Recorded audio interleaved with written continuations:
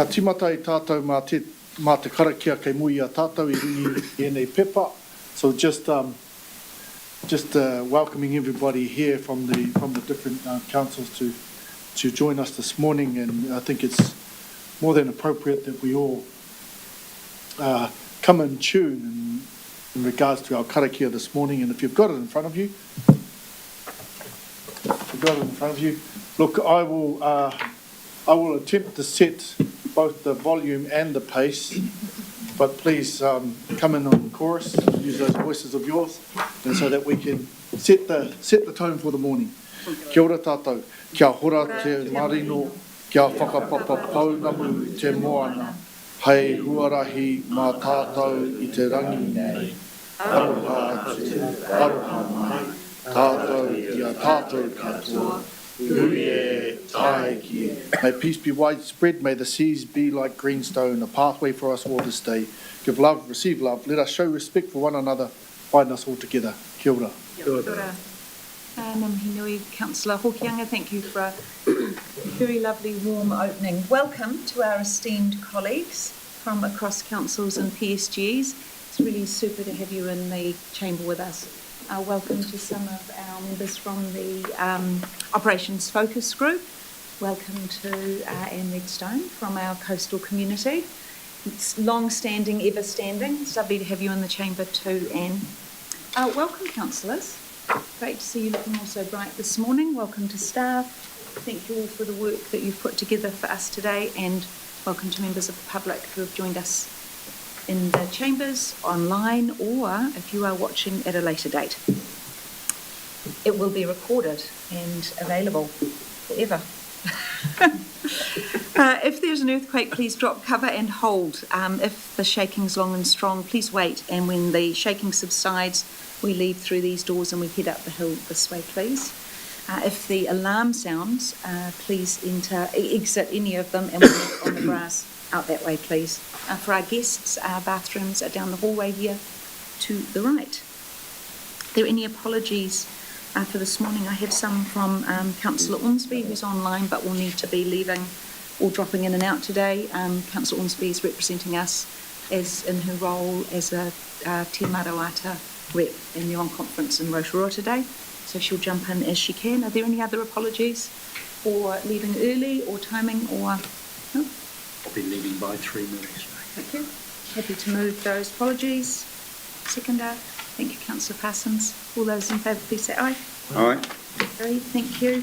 Would anyone like to declare any conflicts of interest? Any of the items today? No, there are none. Confirmation of previous minutes. Are there any conversations or changes or amendments that need to be made? Happy to move. Thank you, Councillor Van Beek. Seconder, Councillor Waitoa. All those in favour, please say aye. Aye. Carried. Thank you. Public forum. We have no speakers. I note that Councillor Roadley in her Environment Committee mentioned again publicly, public forum time is a place for the public to come and share with us items of interest or concern that we can hear in this public forum, and please feel free to promote that amongst your communities, that we have that space open for them at the beginning of every council meeting. We are going to move to our first decision item 5.1, Reimagining flood resilience. As you all know, this project has been a 6-month project not undertaken in this council before, where we were brought together at a governance level, governors from our fellow councils and from our PSGs, and of course we opened then the doors to any public who wished to take part in the 6-month process of understanding the long-standing, wicked and generational problem we will have in thinking about flood resilience for this region. From our point of view, receiving all the reports from the different groups has been incredibly exciting and encouraging to see the work that can come out of different groups when they're brought together with a common purpose. Of course, the team you're seeing up here that are speaking today have been receiving those at a governance level, chaired by Councillor Van Beek and Councillor Hawke, and today is the opportunity for these governors to present to us their views and their thoughts on how the process is run and our next steps. So I'm actually going to pass straight on to Peter Eden from Mana Ahuriri, and then we'll go through each of the different steering group members for their presentations. Nā mai haere mai, welcome Peter. Tēnā rā koutou, kia haere mai ki tēnei hui, ki te whakarongo i ne awhi nā kōrero i tēnei rā, nau mai, haere mai. Ko ai au, ko tutakiri te awa, ko tata te maunga, ko moti o te marae. Ko Ngāti Hinipare, rawa ko Ngāti Mahu, ko Ngāi Tāwhao Oku Hapu. Ko Mana Ahuriri taku roku, ko Piri Nahau. Kia ora team. As I've said here, to represent Mana Ahuriri, I'll just let Gareth, who's going to present alongside me, just introduce himself. Kia ora koutou katoa i ngā rangatira. Ko Waio, ko Gareth Boyd tōku ingoa, he kaimahi kei Mana Ahuriri Trust, no kirikiri roa hau, ko whāngai au i te taha o taku ho rangatira ki te whānau o Pāhuwera, noho ana hau kei Mōhaka. So yeah, I'm Gareth, I work at Mana Ahuriri Trust. I'm privileged to be married into the whānau of Kahununu. My wife's staunchly Pāhuwera, and lucky to reside in the beautiful community of Mōhaka. So what we're going to do today, we've got 4 slides to present.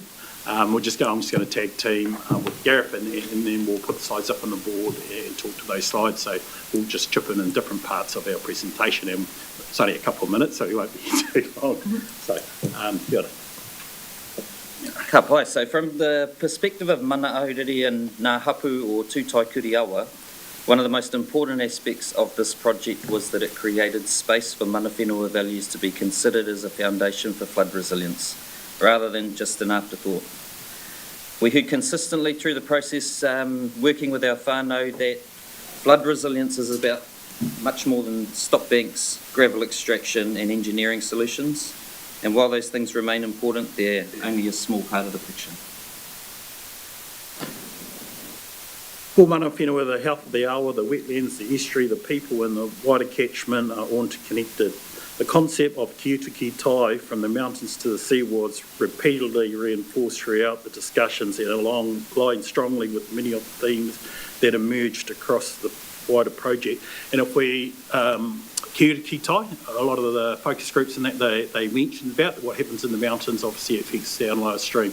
And I suppose when we reflect on the ki utu ki tai strategy, if we look at our past relationships with Kahununu, that was a strategy that we done a number of years ago along the Tūtai Kuriawa strategy. I remember working with Te Kaha in Hinawai and working in at their whare and our little whares, 10, 15 years ago, working on that strategy. So those strategies have actually been around for a long time, so it's good for them to be breathing life into those strategies that were done with our kaumātua in Queer a number of years ago.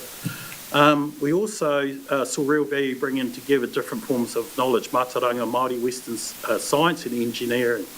Each have something important to contribute. The challenge and opportunity for us is going forward is not deciding which approach is right, but how we would combine them to achieve the best outcomes. And I suppose if we look back in history and we look at Tuahuriri and the connection with Te Whanganui a Rotu and him 150 or 160 years ago opening up that channel for Māori, so it just drew some parallels with what we've done in the past and the present. We talk about modern science, and then we talk about our science in the past where our tipuna or rangatira, obviously they done the engineering, so they support opening up those channels, that period of time.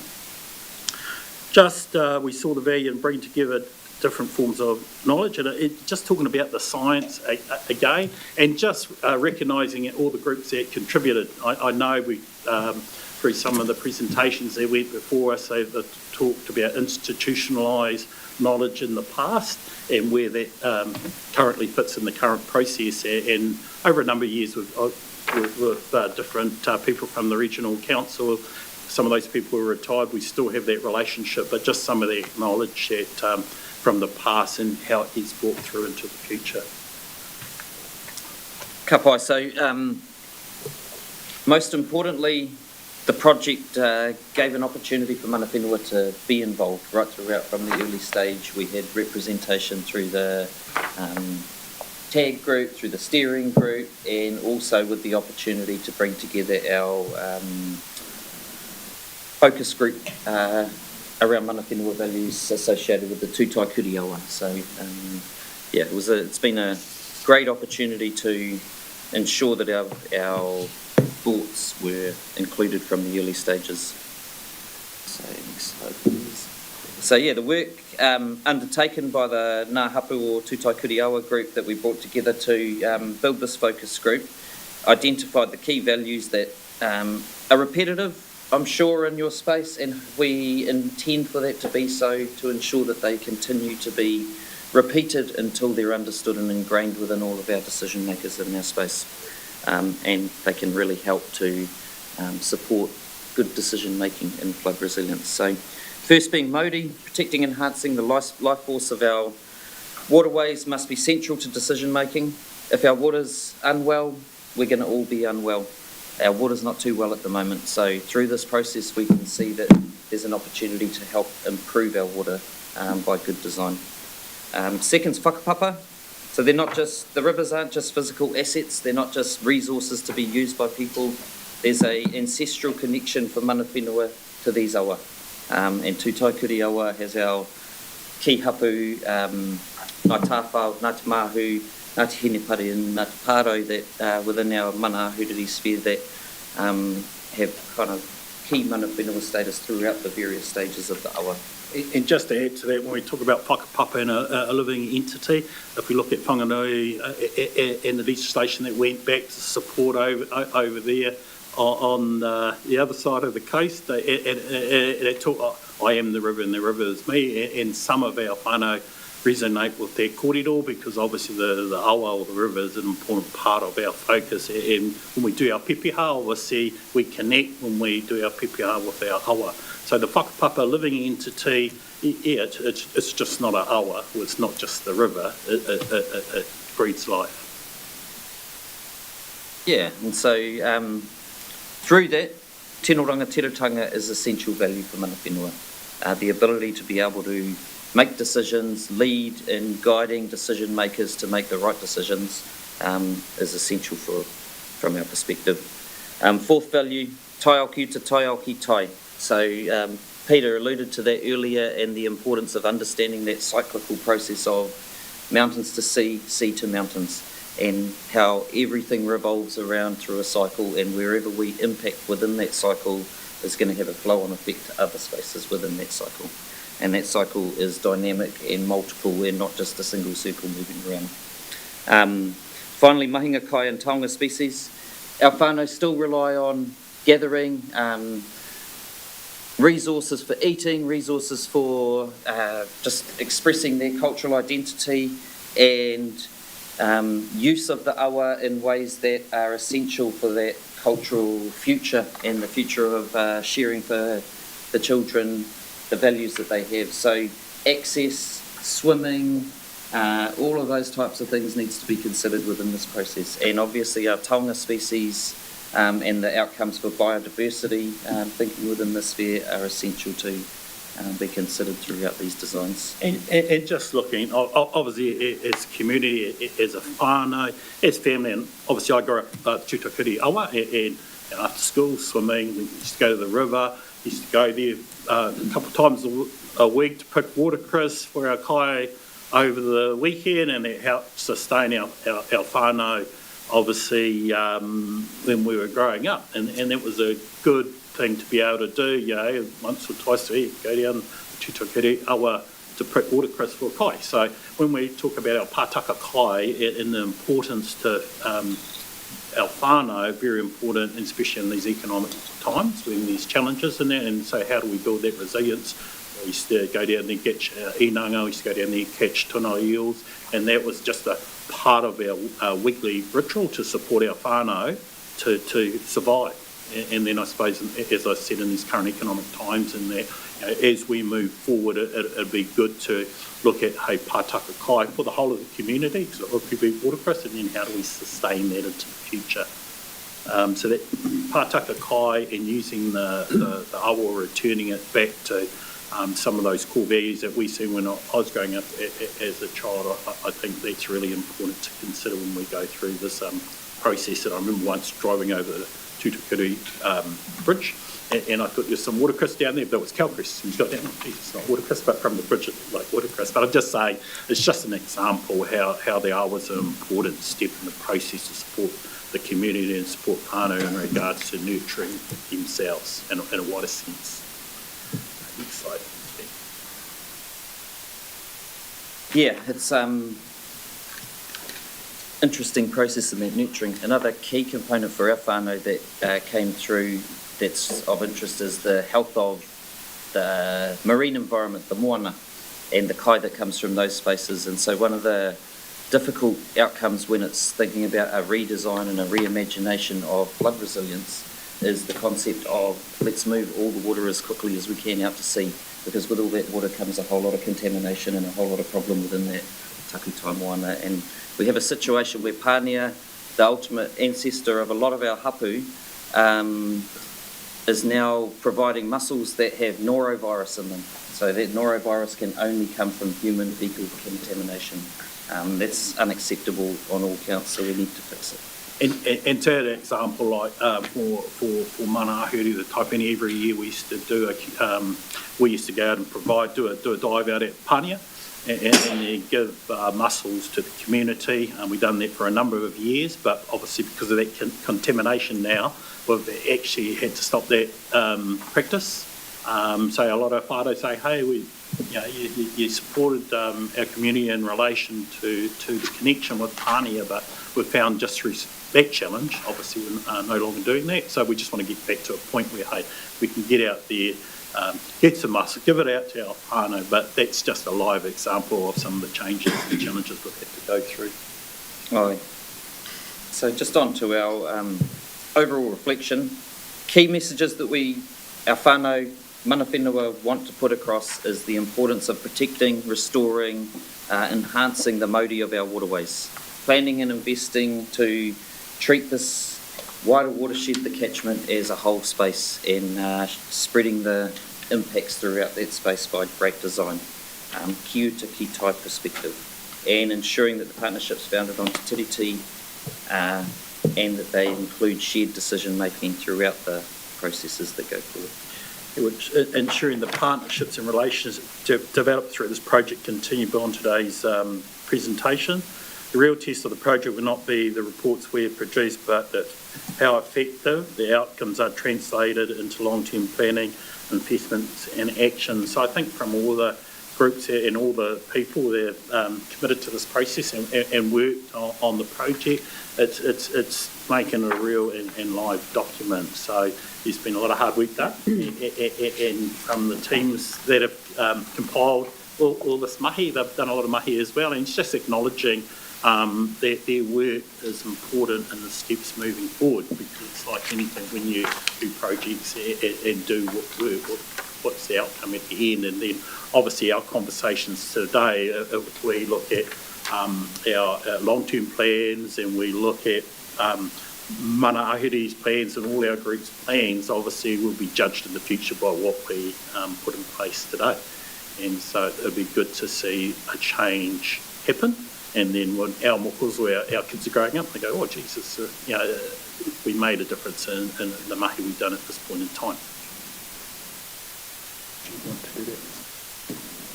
Carry on to the last slide. Okay, cool. And just to sum up, we'll just go on to our last slide. Yep.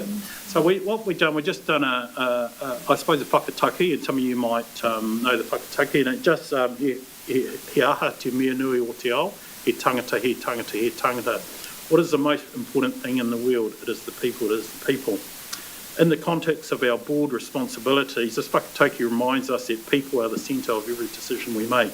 Our governance, our planning and our resource allocation must always reflect the wellbeing, safety and aspirations of our whānau and community. It reinforces that the value of our work is not measured by projects completed or documents approved, but by the positive impact on our people, their health, their opportunities, their connection to whenua, and their ability to thrive. As we progress through today's agenda, this whakatauki grounds us in our purpose to serve our people with integrity, accountability and collective responsibility. And the whakatauki is an old whakatauki, but it resonated in regards to our mahi that we're doing, because it's obviously important for our whānau, our communities, that and I mentioned it just a little bit earlier, but what's the difference for them, and then how do we improve moving forward in this changing environment? Because we've got global, we've got a number of challenges, but how do we move forward?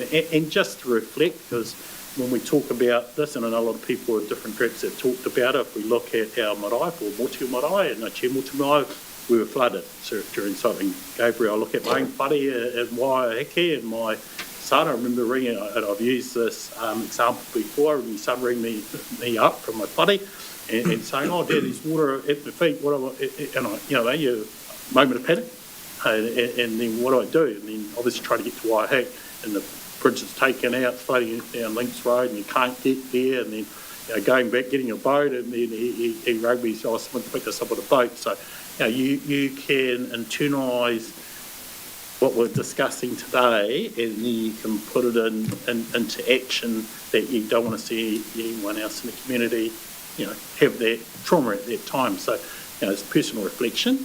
I think the work that we're doing is really important, and then we go from a community perspective and whānau and hapu perspective, we want to make sure that it's enduring and there's a difference made in the future. So, nā mahi, that's our presentation. Thank you for your time.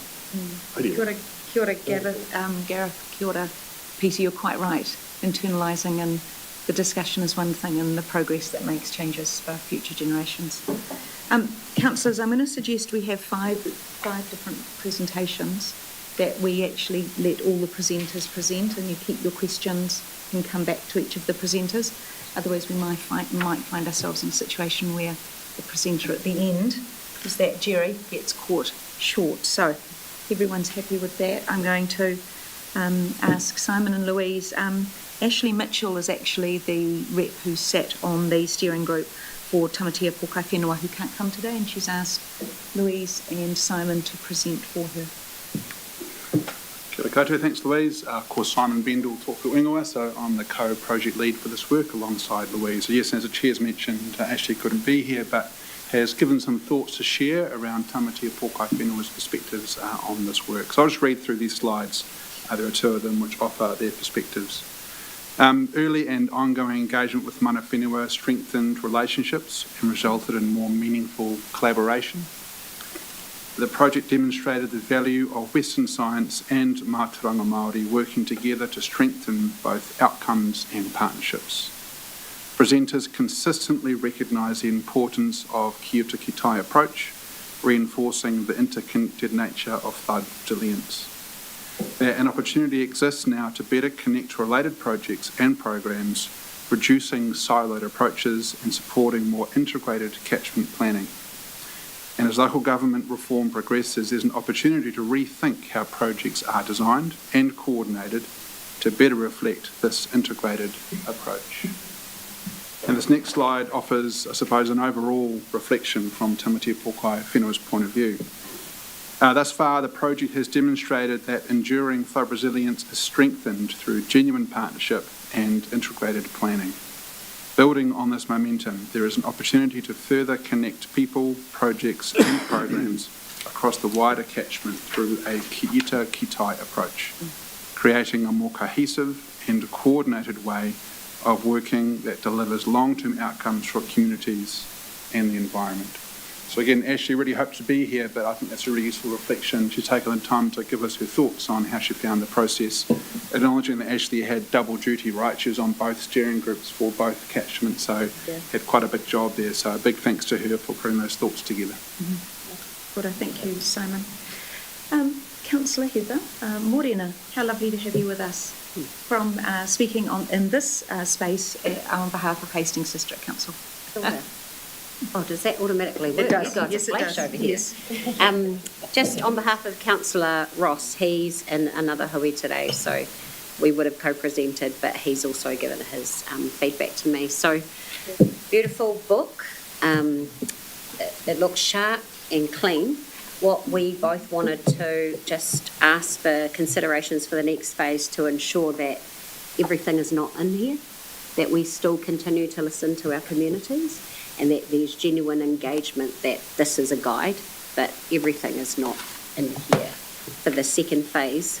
And then I just wanted to read something in regards to our obligations to Te Tiriti. And I think hearing it once, twice or thrice, sometimes it might penetrate on the third time. So you might all get in trouble for this, but I'm going to ask you to close your eyes. So everybody watching is going to think you're all asleep. And there might be a bit of Hawke's Bay Today feedback saying all the councillors were asleep on the job. So, and the reason I'm going to ask you to close your eyes is so that you can actually listen to the kōrero without being distracted. So if you close your eyes. As we approach 2040, the 200th anniversary of the signing of Te Tiriti o Waitangi, we all have an important opportunity to reflect on the promises made in 1840 and how they are being honoured today. With 14 years remaining until the bicentenary, there is growing recognition of the need to protect taonga such as awa, restore their health and strengthen partnerships that respect Te Tiriti. Looking ahead to 2040 should absolutely encourage us all to consider how we can preserve our rivers' history and shared responsibilities for future generations.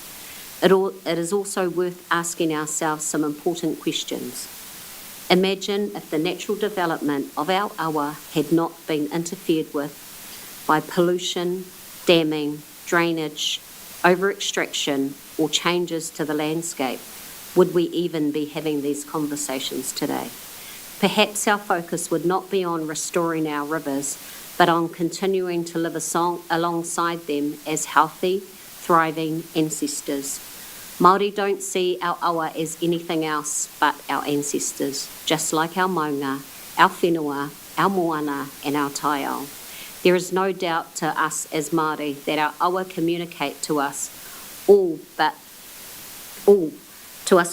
imagine if the awa could speak in the way we converse with one another. What stories would it tell about everything it has witnessed over generations? Our awa carried our ancestors, nourished our communities and sustained countless forms of life. It has also experienced degradation, pollution, loss of biodiversity and changes that have altered its natural flow. Would the awa agree with the decisions in the booklet that have been made on its behalf? Or would it ask us to remember the reciprocal relationship our ancestors understood so well?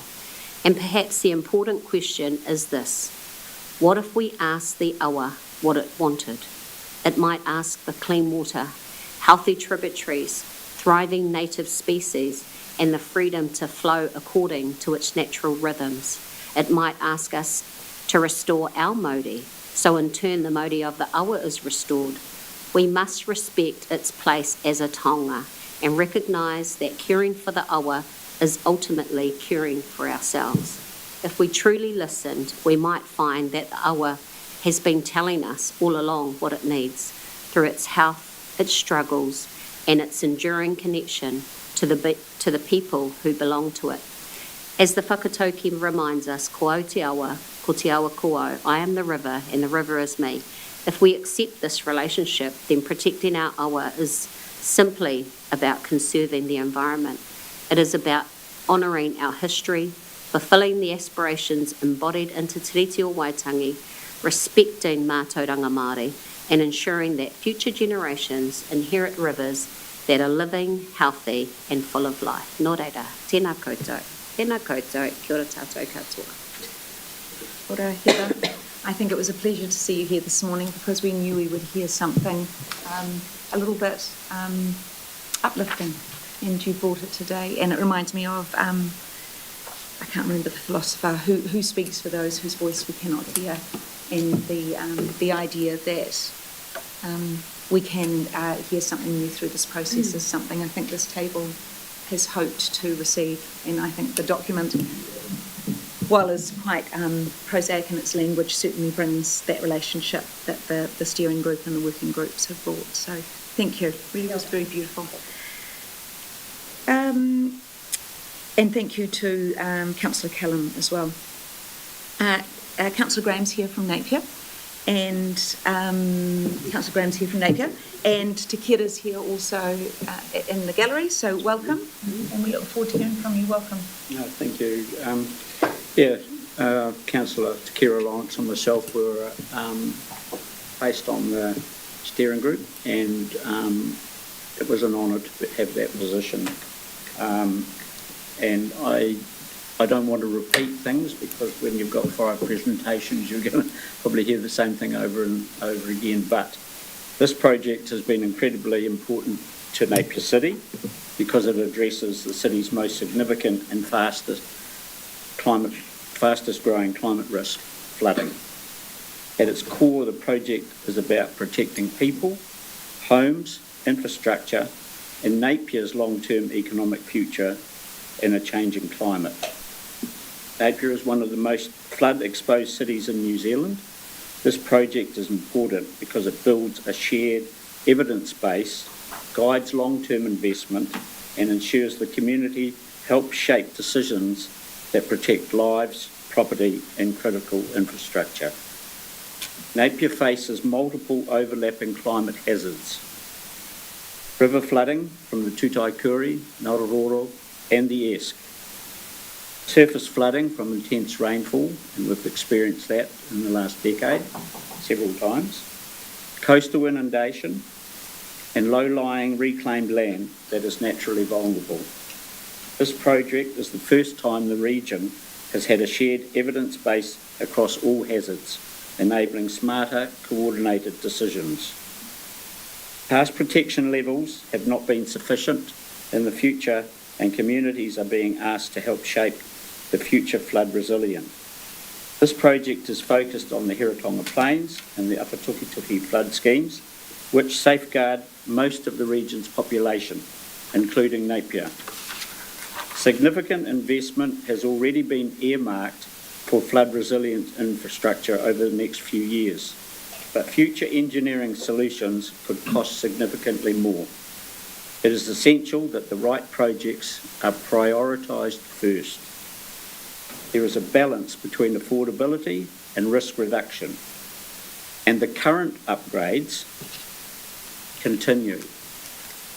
It is important in a time of local government reform that's currently underway that the current commitments of this council continue and are not halted. The community-led decision-making and integration of engineering and nature-based solutions will ensure that Napier's future resilience is holistic and not just engineered. By reimagining resilience now, Napier positions itself for safe growth, stable investment, and long-term economic security. In conclusion, the Reimagining Flood Resilient project is important because it protects people and property, responds to climate change realities, guides major investment decisions, builds community mandate, integrates Māori knowledge, and ensures Napier will grow safely and confidently. Napier City Council sincerely thanks all those who have been involved in this project, and we implore the Hawke's Bay Regional Council to start implementing the recommendations. This work in the future may be governed by a different structure, and that structure must continue to focus on the outcomes required through this project. So thank you very much for everyone who's been involved in this project. Thank you, Deputy Mayor, for your commitment to the project as well, and you speak really well of the change in local government and exactly that these projects and functions won't change. As you say, there'll be a new form that takes place, but certainly at this table, and we know through this experience that this work is at the forefront of every council's mind, and as you step into a new unitary model, if that's where your councils decide to go, I think it's been very valuable that we've had such good engagement from the other councils, and you're so aware of this work, so thank you. Deputy Mayor Greer, that's hard to say. Deputy Mayor Greer.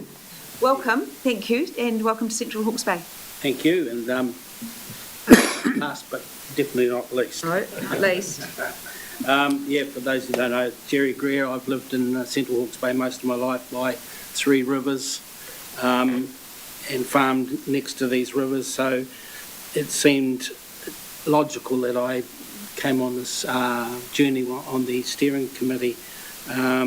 Post-cyclone, I did a lot of mileage around all of Hawke's Bay with the Rural Support Trust, saw the damage, saw the angst in people's faces and all sorts of things like that. So it's probably no surprise I put my hand up for the steering group, but if I wasn't, I probably would have been on the stakeholders group. So the Upper Tukitok scheme, reimagining flood resilience, is a pretty broad statement. As quoted, it's simple. We want people to be able to sleep at night and when it rains. And that couldn't be more true in our particular neck of the woods, like Lower Waipawa and Porongahau, just to name a couple of communities. It's been an interesting journey since the word go, and I recall turning up to a workshop in Central Hawke's Bay in Waipukurau in actual fact, and it was one of the first, and the stakeholders were, can I say, a bit gnarly. They were a bit angry. They didn't know which way to turn. They thought it was a box-ticking exercise, but I'd have to say that it wasn't long after that they really got on board, and I'm immensely proud of the team we put together in Central Hawke's Bay that really went into bat for everyone. So from there it was all go. I'm immensely proud, as I said, of the community. They've worked tirelessly and finished up with a passionate presentation, I would say, and I'd have to say it was quite colourful from a certain member. But I would also like to acknowledge the Operations Focus Group who are here today, who have offered some advice, and admittedly they were more on the Hiratonga flood scheme, but does encompass issues in the Upper Tukitok scheme. Some common themes did appear through that report, as you'll read. And I have to say it, Councillor Van Beek, that gravel extraction being one of the main common themes throughout Hawke's Bay. The document may seem daunting. I call it the document of significance. And this is a document that will see the test of time for many years. For me, though, I refer to the quick wins in this document. It would be great to get some runs on the board. Our community is watching, and it's not easy with so many projects. You already know what you have to do, but in local government we have a common phrase of prioritise, and that's obviously because of funding and all things like that. But it's about building trust. I would also like to acknowledge the input from Tamatea Pokawhanai and Ngāti Kanunu, as shown in the document, and their aspirational address, must be a month or so ago now, great. And I look forward to watching the progress from councillors here, and wish you well in your deliberations. It's a huge document. The process to me has shown localism, local knowledge is the winner here, and I wish you all well. Thank you. Thank you. Yeah, thank you very much. Let's go to questions to any of the presenters, and then I think we'll come back at the end to Councillor Van Beek and Councillor Waitoa, who are representing Hiratonga scheme, and Councillor Hawke and Councillor Clifton scheme for Tuki Tuki. Come back to you for at the end of questions and discussions. Thank you. So, Councillor Ormsby, online. Kia ora, Chair. Tēnā tātou katoa. He mihi mahana mihi tautoko i ngā kōrero kua tukoa mai ki a koutou i tēnei rā mō tēnei hui. Nā reira tēnā koutou katoa. It's really just an acknowledgement to our presenters and those who have shared their vision, their values. Although we were blind for a few minutes, Heather, there was vision in all of that. And also just the local knowledge that has been able to, come out in today's kōrero. I really do value it. I loved hearing about your journey of the process and really acknowledge the hard work that's gone into that. I think for our next steps, I'm really looking forward to this conversation in our LTP alongside our coastal hazard strategy, because these are some of our big climate resilience projects that we all know we need to invest in for our region and for future generations. So I really look forward to that. And Chair, because I give my early apologies to head back to our Te Maruata conference here in Rotorua, so my apologies for not being there in person. But I do want to support the recommendations for this and the next item. Kia ora. Kia ora. Thank you, Councillor Ormsby. Conversation for our... I've just got one question. Sure. Because we've heard 5 presenters. Heather, I haven't actually heard what the position of Hastings District Council is on this. Yeah. Because you gave the... Yeah. Those were considerations for the next phase. One of the other considerations was, and I think GK spoke to it, was around how we're going to pay for this. Because we're all about to be rates capped. So how are we actually going to pay for it is one of our concerns as Hastings District Council. And you give your support to, and Hastings Council gives support to the document. Great, thank you. I just wanted to Thank you. Clarify. Yes. Councillor McIntosh? Actually, I wanted to acknowledge, I've got a question, I promise. Sure. We'll see. We'll see. In-house joke, everyone. I just want to acknowledge the operations group too. I mean, you proactively picked up the ball on this, and furthermore, you came through with some really, really concrete recommendations as to where to from here. And I think it's the system's working pretty blooming well when the community picks up the ball like you have. So thank you. My question really was to Napier Hastings and CHB, and Europe alluded to it, but we're going to be one at some point before too long. And do you feel that within your councils there's a decent understanding of the bow wave of expense that is coming with this? I'll go first. Are you talking just about this or council as a whole? I'm talking about reimagining rivers, and it's a great thing that is being addressed, but it comes with a great price tag too. And I'm just wondering if there's an understanding within your councils that actually this thing is looming, and it's going to be all of our responsibility before too long. We're definitely aware of it, which is why I raised the concerns of how we're going to pay for this. And how long is a piece of string? And what does our councils look like at the time that we need to pay for it? None of us really know what that might look like. So definitely a need. A need. And the money is a great want.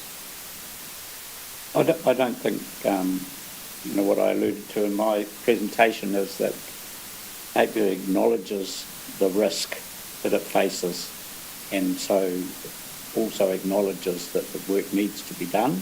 That's why I also emphasise that we've got a time frame now that we must prioritise and get those things that need to be done first started and not delay it.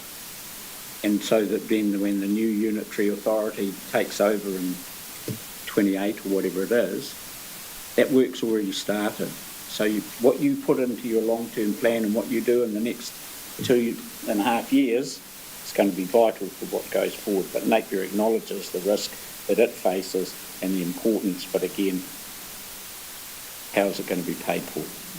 And I think, sorry, if I could just jump in, it's managing expectations, because there's an expectation now that there's a booklet. Yep.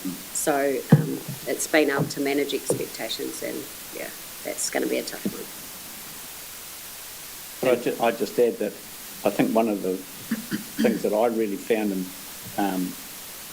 great in this is the monitoring of going forward, of how those things, those tasks are monitored so they don't fall through the cracks.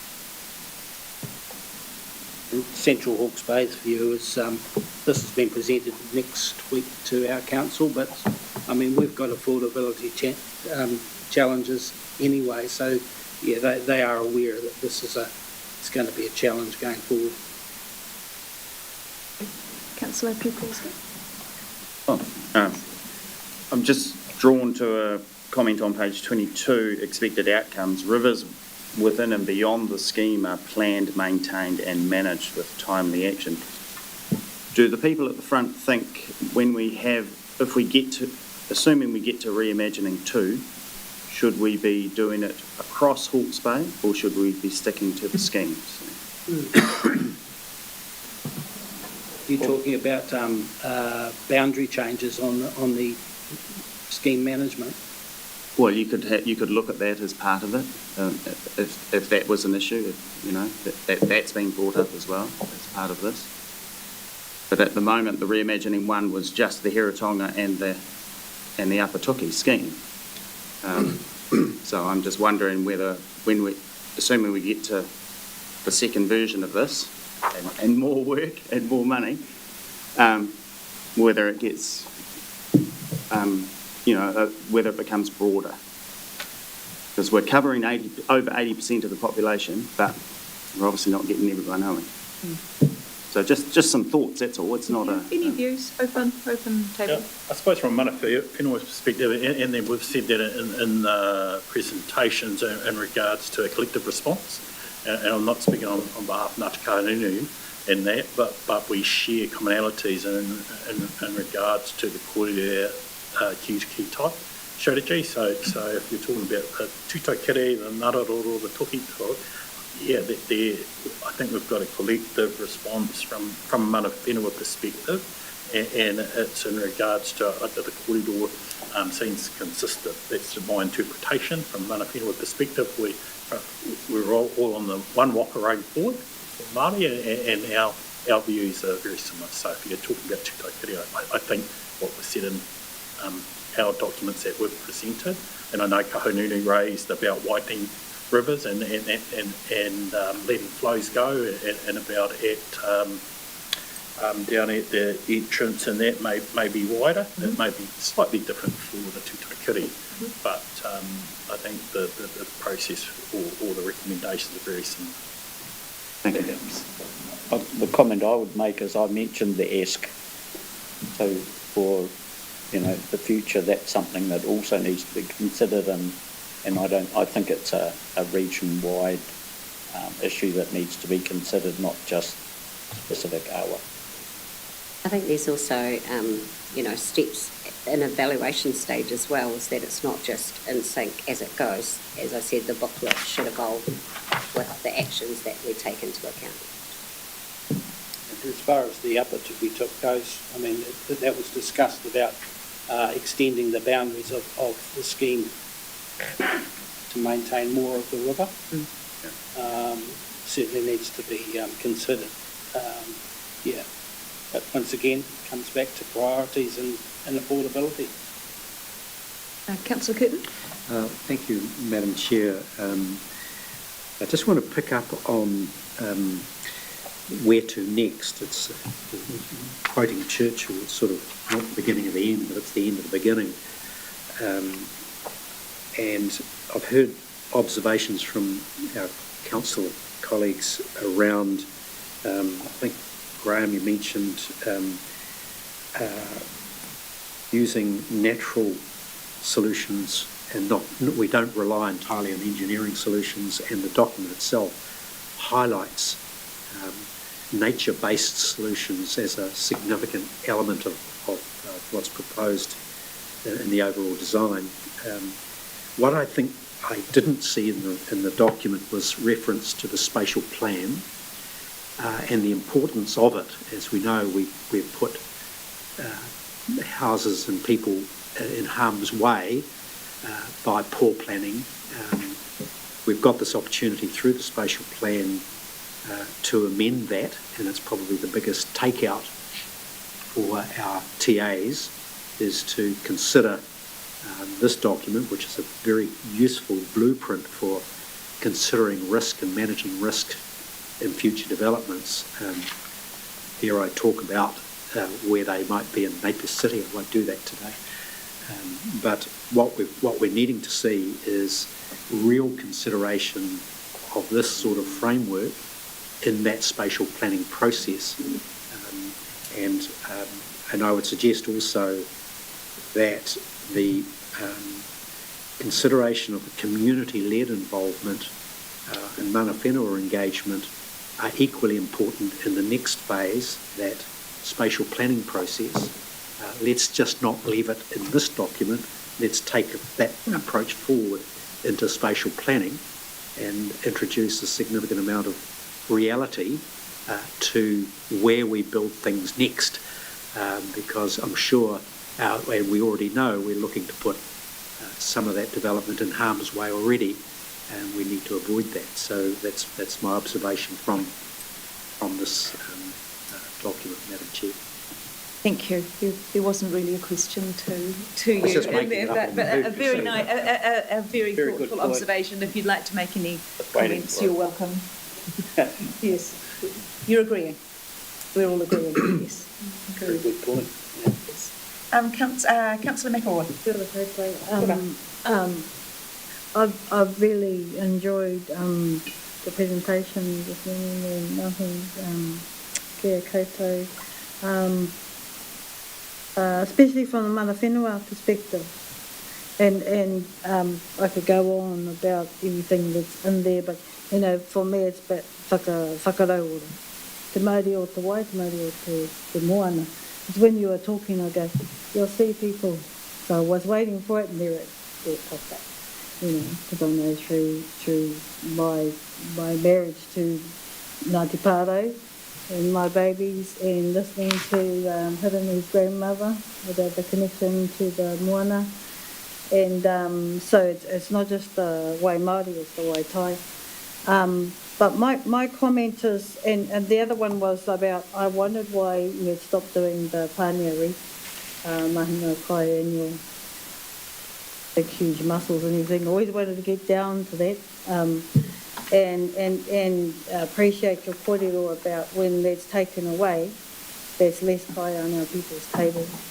And it's also, when you can't go and harvest that kai, it takes away that practice and that knowledge, and I do appreciate what you did, and I've actually had some of it. I think when Gordon made some mussel fritters from it, but that's important. The connection is important. But my what I'm sort of seeing, but I want to ask, especially the mana whenua that are sitting here, all the representatives of, did you feel that this was co-designed? Did you feel that you were being heard? Because I've been in those places and sometimes you wonder if you're being heard. So did you feel genuine co-design and being heard as mana whenua? And involvement.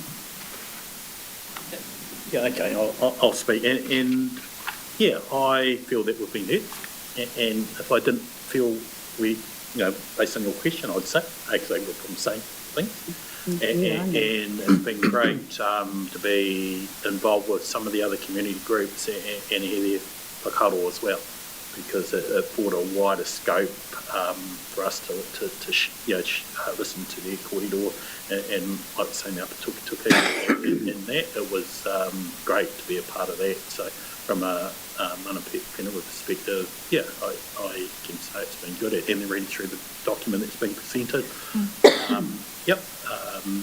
And I suppose, as we say in our presentation, there's a lot of work to be done after this, and so where does it go from here? Obviously, changes with the council, all that infrastructure and that. So, yeah, be interesting just in the future where this lands, and we've heard about budgets and that. And to a large degree, we did not, from a mana whenua perspective, we did not talk about the budget, but we talked about the future. That's right. And so in future planning, obviously, we want to, when we engage, we want to see some of this kōrero impacted in the future. Because like we're saying, our kids will be growing up, I might refer back to this document and say, hey, you commented and took part of this process and this is what's happened. So I suppose we've got a strong focus to make sure it does happen. You're quite right. And it's about all our mokopuna, isn't it? That's right. Yes. I tautoko Peter's comments. Up to this point, it's been a good inclusion of co-design, but up to this point we've got a book, and then that's the next move from there. So we want to ensure that that maintains itself. So I wouldn't say that the whānau is saying that this is all sorted and within that space. There's a lot more to move to actually see the reimagination. What's the action that follows on from that? So we look forward to ensuring that our mana whenua participation continues. And I even heard some good words from Niall when I was online. Saying something. So, kia ora, I have no thing supporting recommendations, just like anyone. Thank you, Councillor McCoy. Councillor Parsons. Thank you. I just want to congratulate everybody and thank them for their work. Obviously, I'm from the Eskdale area, so that's why I sit here, because it was simply because of the cyclone, and I think we should never forget the stories. You made me remember again, because those stories of the trauma that people went through on that night. And I think other organisations that I've volunteered for, justice is a word that I'll use to help heal. We need justice. Justice is probably the wrong word for reimagining rivers, but people, our communities want to see action, and they want to see something come of what happened to them and to help heal that trauma. So they want to see, some solutions, and I think that's what we all want, and that's all I'm hearing, is that there might be different solutions, but they're all going to land in the same place, and I think it's for the people.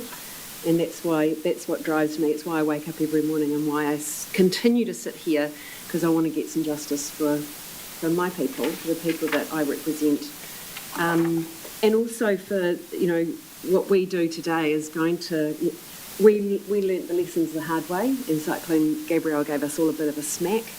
But unless we change it for the future, so that other people, our kids, our grandchildren, etc., don't get the same smack, it's what we do now that's going to make that impact. And again, that's what drives me. So thank you so much. Thank you, Councillor Parsons. Look, before I go to Councillors, Mr. Dolly, I might just acknowledge you in leading this project and setting the structure which allowed the technical working group across mana whenua and councils and this table to be set. Obviously acting as Chief Executive now, so not in that role, but it was a very unusual project for our council to take on in this way, and I want to congratulate you on setting it up in that way. I didn't know if you wanted to make a few comments on what you've heard just before I go to councillor recommendations. Thank you, Chair. So, look, it's been fantastic to hear back from everyone involved in the project. But first, obviously, to thank Louise and Simon as the co-project managers and everyone who's contributed to the project. I think where I look at our current context, the timing of this project has been very good.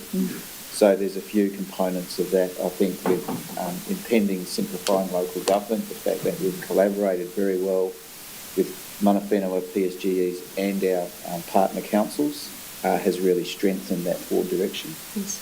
I think at the moment the sector business case, so river managers across New Zealand put together a business case every couple of years to work with Crown around co-funding. The third generation of that business case just came out yesterday, Beyond the Deluge 3.0, and that's the long look into the future. So us being organised with a vision of where flood resilience goes supports that business case, and it supports co-investment from the Crown. So that's really important as well. And then when I reflect on our journey, post-Gabriel was a massive event, a lot of disruption, and I look at the response of the Regional Council. This is the third leg of our response. The first was the $70 million worth of repairs that we made to our infrastructure. The second is a commitment to build $250 million worth of new infrastructure, which is well underway. And the third was to reimagine our large schemes to further protect our community. So I think we're well on our way. but the work has just started. And it is about delivering through our LTP and setting our long-term plan up for the future to be incorporated into whatever the local government structure is going forward. So just finish with thanking everyone involved, and particularly the team who've arranged a lot of sessions with the community, a few bus rides, and it's been, I think, overall a very rewarding experience for everyone involved. Thank you. I appreciate that. Councillor Van Beek, I wonder if you might like to move the recommendation and... Yeah, I would like to move the recommendation that we accept the report. Do you need to second, or would you like me to? Councillor Frequency, thank you. Good. Councillor Van Beek. I'll speak to it. 14th of February 2023 is a long time ago. Being a bit of a pragmatic man, I would have liked to have seen a lot more happen during this process. And in the last 3 years, I have felt a little bit of anger and angst within, and our current CEO understands that and has weathered some of that angst. But in the meantime, we have seen a lot of work. As you heard what Chris just mentioned, we've done a lot of work. But even the work that we haven't seen, just by getting together as communities, talking about some of the issues that are very important to us. It's not all about bricks and mortar, yellow diggers and dirt and shingle and silt. It's about people.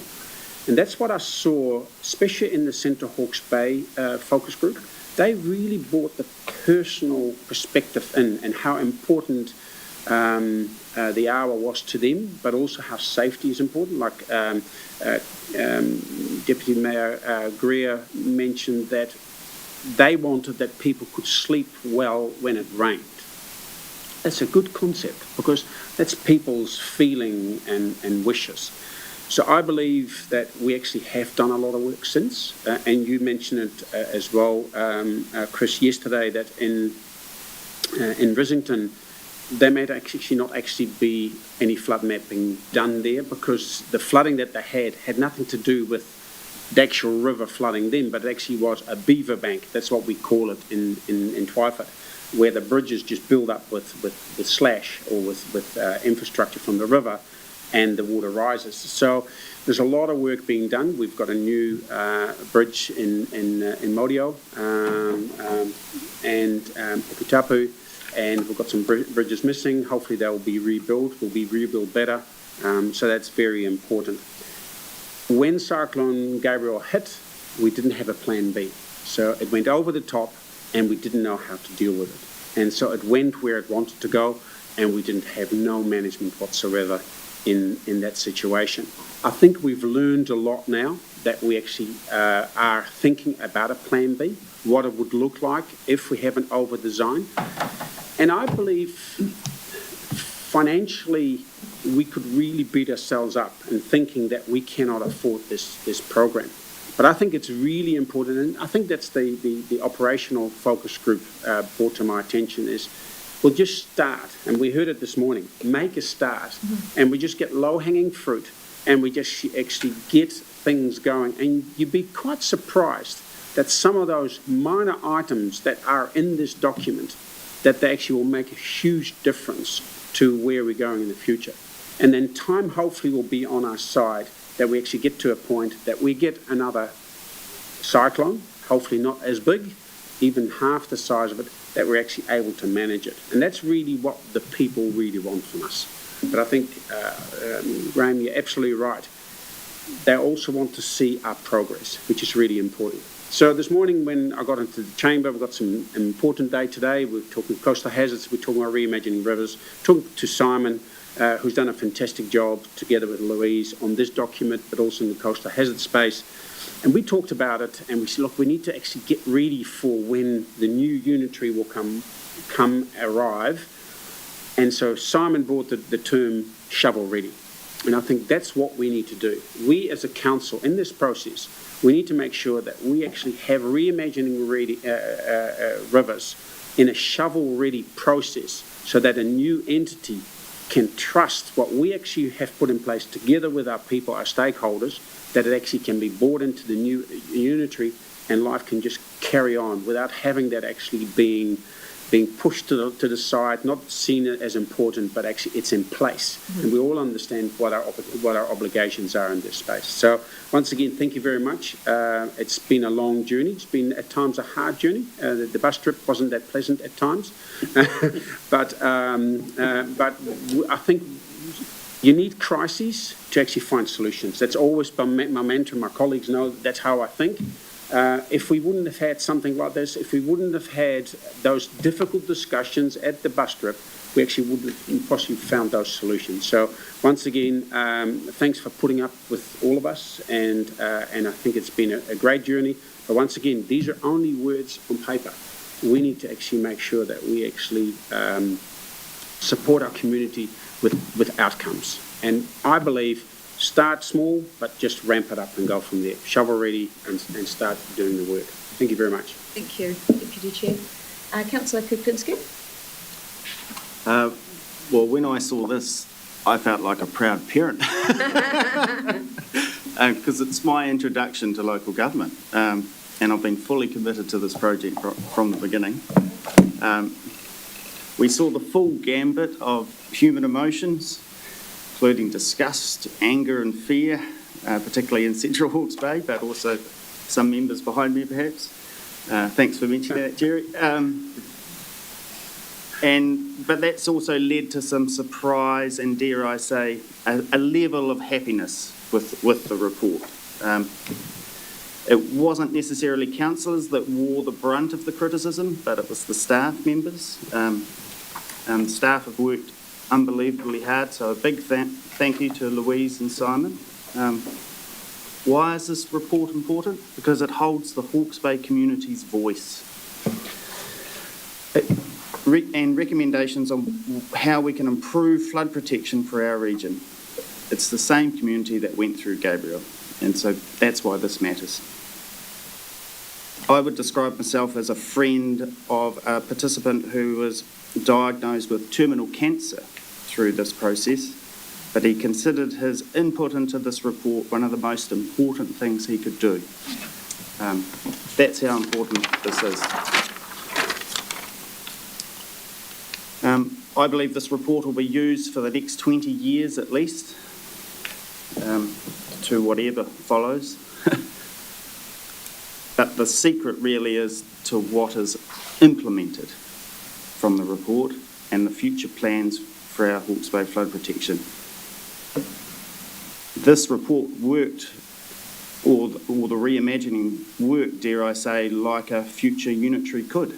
Not that we'll probably use that model, but that's just one possibility. So I just thought I'd draw a couple of the recommendations, if I may. Sure. Yeah. Please.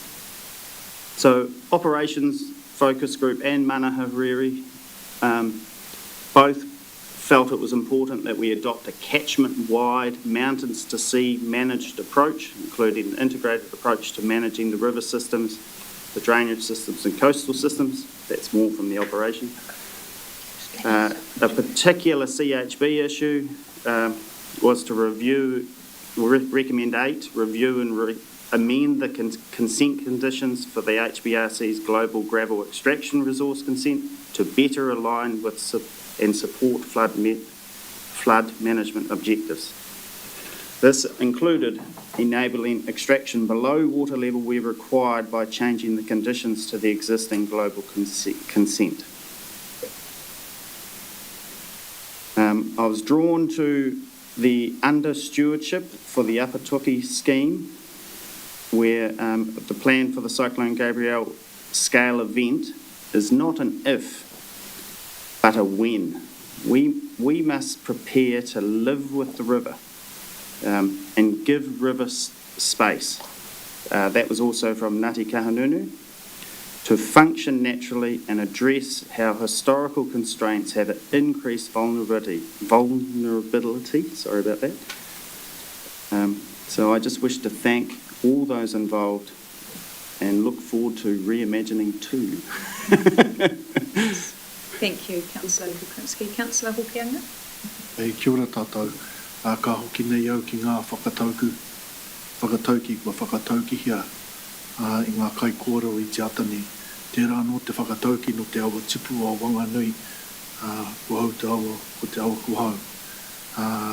Kei a tātou ke, a tātou ake whakatauki, o konei, kia whakamaramai ki a tātou. So just acknowledging the proverbial saying of the Hawaudu of the west of the ancestral awa Wanganui, where it says, I am the river and the river is me.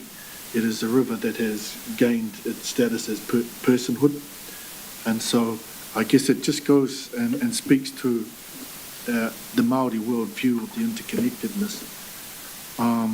And what I like about this report is that mātauranga Māori perspectives are included in there.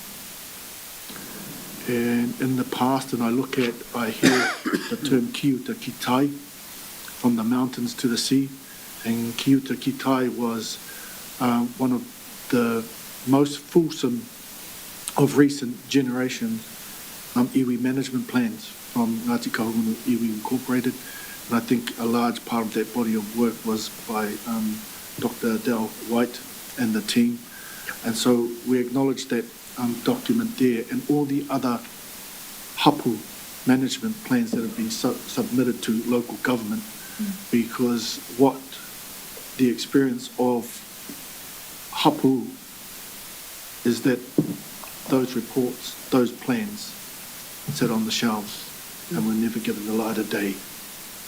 Practical expression was void.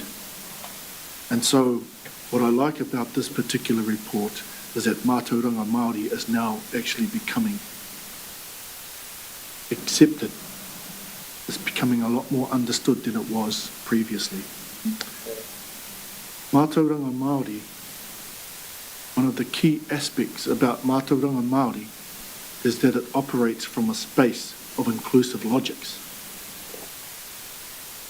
And there's 6,800 Indigenous languages remaining in the world.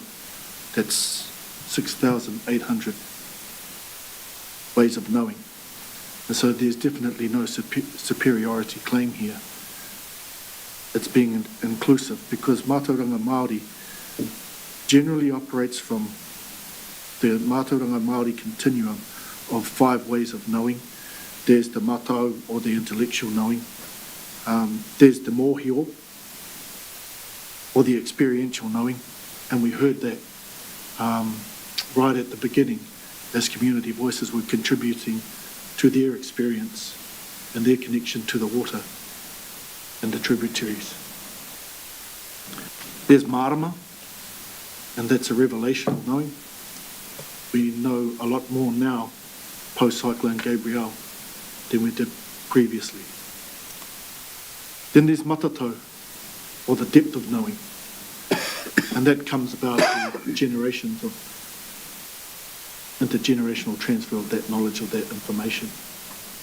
And I think this document here speaks to some of that.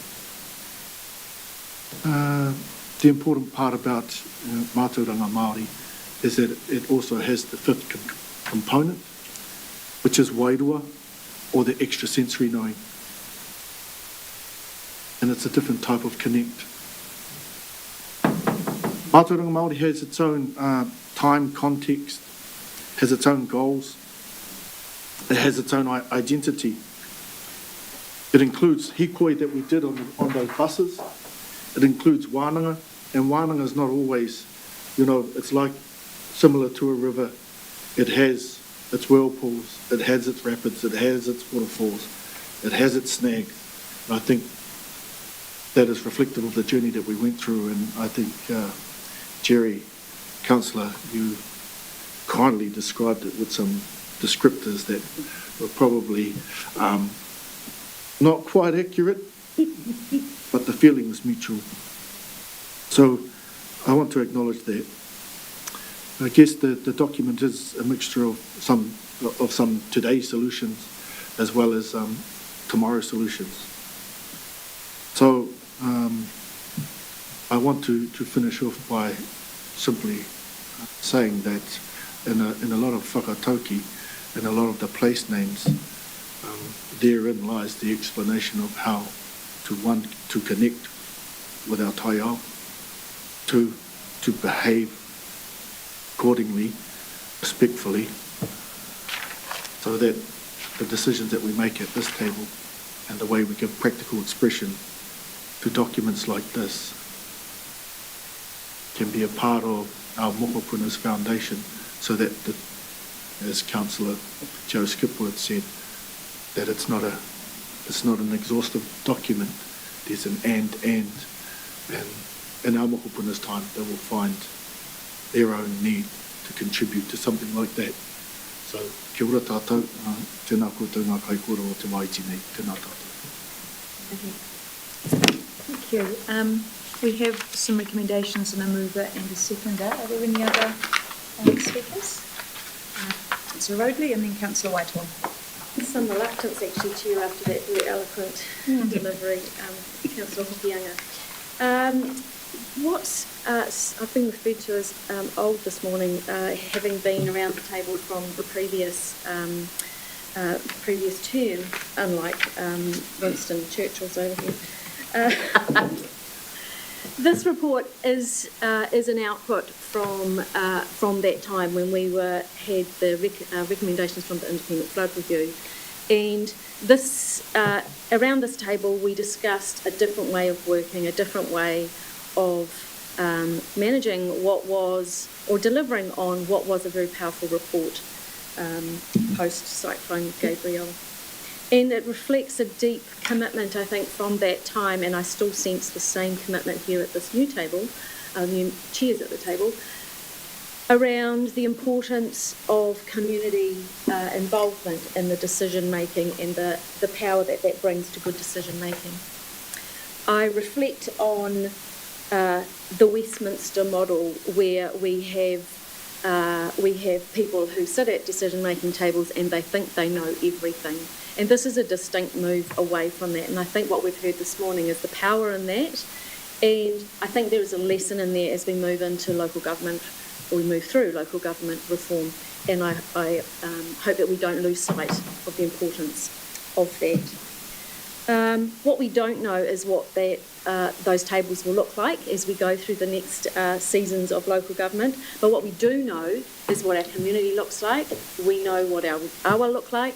And we also know that those risks will remain regardless of who's sitting at which table and what badge that they're wearing. So those risks remain very real, and I think we do have an absolute blueprint of way of working to ensure that we embed those community values, that lived experience from the people who are at place, and bring that not just institutional but community knowledge through into making good decisions. I take on board comments from Hastings District Council, Napier City Council and Central Hawke's Bay Council. So there's a pattern there that all the councils are very, very aware that there are going to be trade-offs as we move forward. We have, I think it's been referred to as a bow wave of costs coming to our community, and that community is not potentially all winning lotto in the next short time. I think one of the things we're going to have to really consider is the name is on the tin, that we are going to have to be really mindful of scope creep. And I guess my comment is around this project was first and foremost around flood resilience and actually keeping communities safe, people first. So I think we don't lose sight of that. However, I want to offer some heartfelt sense of commitment that the other pieces of work, particularly in the Mātauranga Māori space that have been done, will not be lost either. They do embed across many, many pieces of work at this table. That is the core work. Kia ora ki tai. We definitely, at the Regional Council, we do think mountains to the sea. That is the way a Regional Council works and thinks, and those pieces will not be lost. We've got some big challenges ahead. I do think we're going to have to really be fine-tuned, deeply focused on what we are delivering people first and on flood resilience first. So that's my guardrails I'm thinking within, and I'm looking forward to the discussions as this becomes live and we start to make decisions and trade-offs through our LTP. Thank you, Chair. Thank you, Councillor Roadley. Councillor Whitehall. Kia ora. Just to be brief, Tuhia ki te rangi, tuhia te whenua, tuhia ki te nākau o ngā tangata ko te mea nui, ko te aroha, e mihi tangata. So right in the sky, right on the land, right in the hearts of the people is what I see here today. I also see kotahitanga, which is beautiful, unity, solidarity between one. And unity and solidarity doesn't always mean our kōrero is the same and doesn't always mean that we also agree on things, but we do come together as one. And we've seen this through our kaunihera all coming together, but also our wonderful people that are here and those that have been at the table throughout. One thing I do acknowledge is what Councillor Kuklinski said around being a proud parent in 20 years' time. So that takes me to our rangatahi focus group. And something we ask in here in this puka puka is that what's important to you as young people, and here it's got youth will be affected into the future, so should be considered now. There should be more effort to engage with youth with council projects like this, and we should be engaged much earlier in the process. So we talk a lot about us as tāne wahine, as adults, but we can't forget our youth, because yesterday we talked in our workshop, and one thing we probably forgot was our mokopuna, those that are coming through, and me as one like Peter, who swam in the toki, swam in the Makiratu, up down and next to Rākau Tātahi Marae. Could we do that today? I don't think we could. So if we can make sure that we look after our mokopuna coming through. So that part there, that rangatahi focus group is a big part for me as well. But really want to acknowledge every single person who's been involved, and it's inspired me. Ngā mihi kia koutou. Thank you, councillors, for your very loquacious words this morning. Thank you very much to our presenters. Only two of you left now. I don't think you're in any doubt of how grateful we are for the work and the contribution you've made to this document. Again, thank you, staff. We know it's been a big project, Louise and Simon, for you and your support teams. We have a recommendation. We have a mover and a seconder. All those in favour, please say aye. Aye. That's carried. Thank you very much. An excellent afternoon. You too.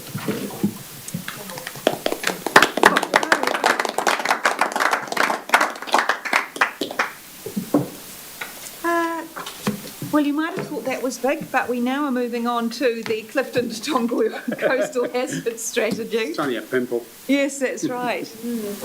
Moving into that space. So, Simon, you're staying for that, aren't you? Oh, yes. Excellent. Is there anyone else joining you? No, I think I'm on. Just Simon. Solo. Thanks, Solo.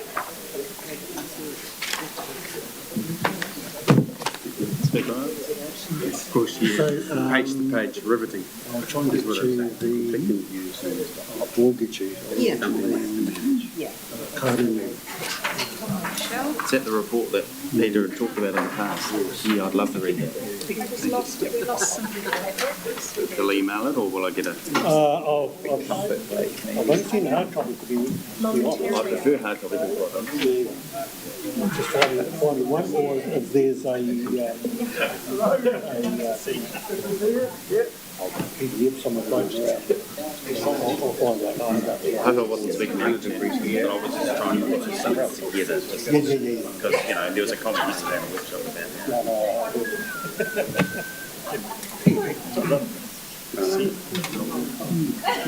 You're looking well. Thank you. And that was I'm really cheered. You lost control of you, Stu. You lost control of you. we probably got a taxi. Everyone's just sort of looking How many do that? What's this? Yeah. I know you've got a busy day ahead of you, so. Thanks, Peter.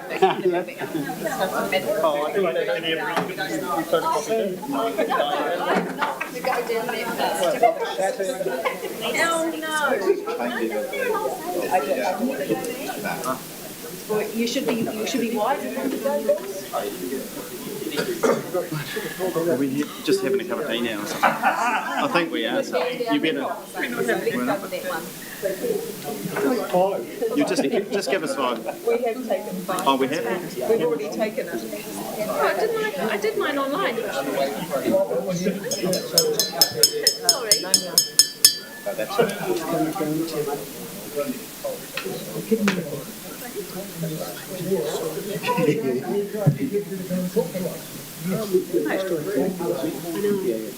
Right, welcome back, councillors. 77. Okay, and Councillor Curtin. Mr. Curtin's coming. What's going on? Thank you, everyone. Item 5.2, progressing the Clifton to Tangoio coastal hazards strategy. All in favour say aye. Since he's not here. Chief Executive, would you like to make any opening comments before we pass to Simon? Just quickly, this is really quite a simple paper just to receive this work, to take it through to our LTP deliberations, which is when we can weigh up all of the challenges of the organisation and where this sits in relation to those. So this is quite a simple paper. I'll hand to Simon, who'll just go over a little bit of the brief history of the last 12 months of how we got here, and then probably just hand it over for some questions or discussion. Thank you. Thank you, Simon. Thank you, Chris. Kia ora, councillors. So yeah, I'll just speak briefly to the paper and then welcome questions at the end. So this is, I guess, quite an important step in the process, albeit, as Chris points out, the decision today is about progressing to the next stage of development. Agreement to that recommendation today would mean it would move forward into the long-term plan deliberations process. Today is the 4th engagement with councillors following the community engagement process that started mid last year. So we've spent a bit of time with this table making sure you're clear on the background to this work. That began in March with a workshop with this councillor in the background. We talked through the roughly decade of development that led to this moment now. The memorandum of transition that's been signed that we're still operating under was touched on, as was the key outcomes recommended by the strategy to move forward. We followed that in April. You heard from members of the community directly, from the community reference group and the 2 focus groups. And I've spied at least 2 of them in the room today, so welcome to both of you. And certainly a big thanks to all those who took part. A huge amount of effort and time went into developing their advice, and that was given to you in April. In early May, you'll recall we had a site visit to the coast. We visited Bayview, Wishaw, Homewana and Tiwonga, those 4 key locations where the strategy is proposing works in the short term. And at each location we heard again from the community around what was front of mind for those living on the coast. Early in May we then had a workshop working through some of the potential rating outcomes and possible funding models, and had some feedback from you on how staff might refine those further. And that really leads us through to today's decision, which is about progressing to the next stage. The paper does set out some options for you to consider. There are 3 of them there, but the paper does recommend per the resolution that we agree to move forward to the next steps for the reasons outlined. If you are of a mind to agree with that, staff from today would then start working on LTP deliberations preparations. We have a workshop tentatively booked in for mid-September. We will come back to you with further detail. So that's really the summary. Chair and councillors, happy to go to questions. Simon, I just think it might be useful, I'm not sure if it's your section, the Climate Change Response Amendment Bill that's just been passed, you've referenced it here. It might be useful for councillors just to get an understanding of what that might mean and really how we're at the front of this work in relationship to this bill. Yeah, thank you, Chair. It's an interesting one.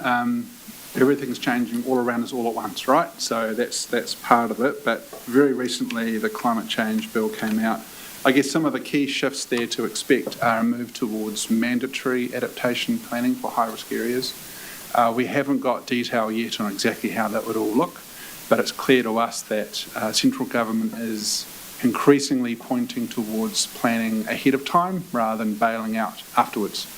We would expect that this work would position this council, this region well, given that we have stayed close to central government guidance as we develop the process. We follow, the DAP process and the guidance I've put forward from central government.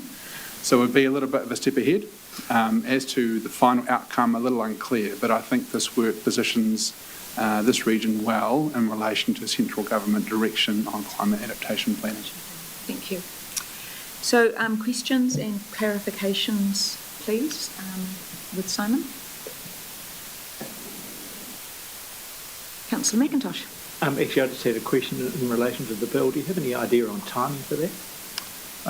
I don't actually. I'm not sure if my colleague Deb's got any clarity on timing. There's so much reform and change happening all at once, but certainly happy to bring back a further paper if you'd like to know more about it.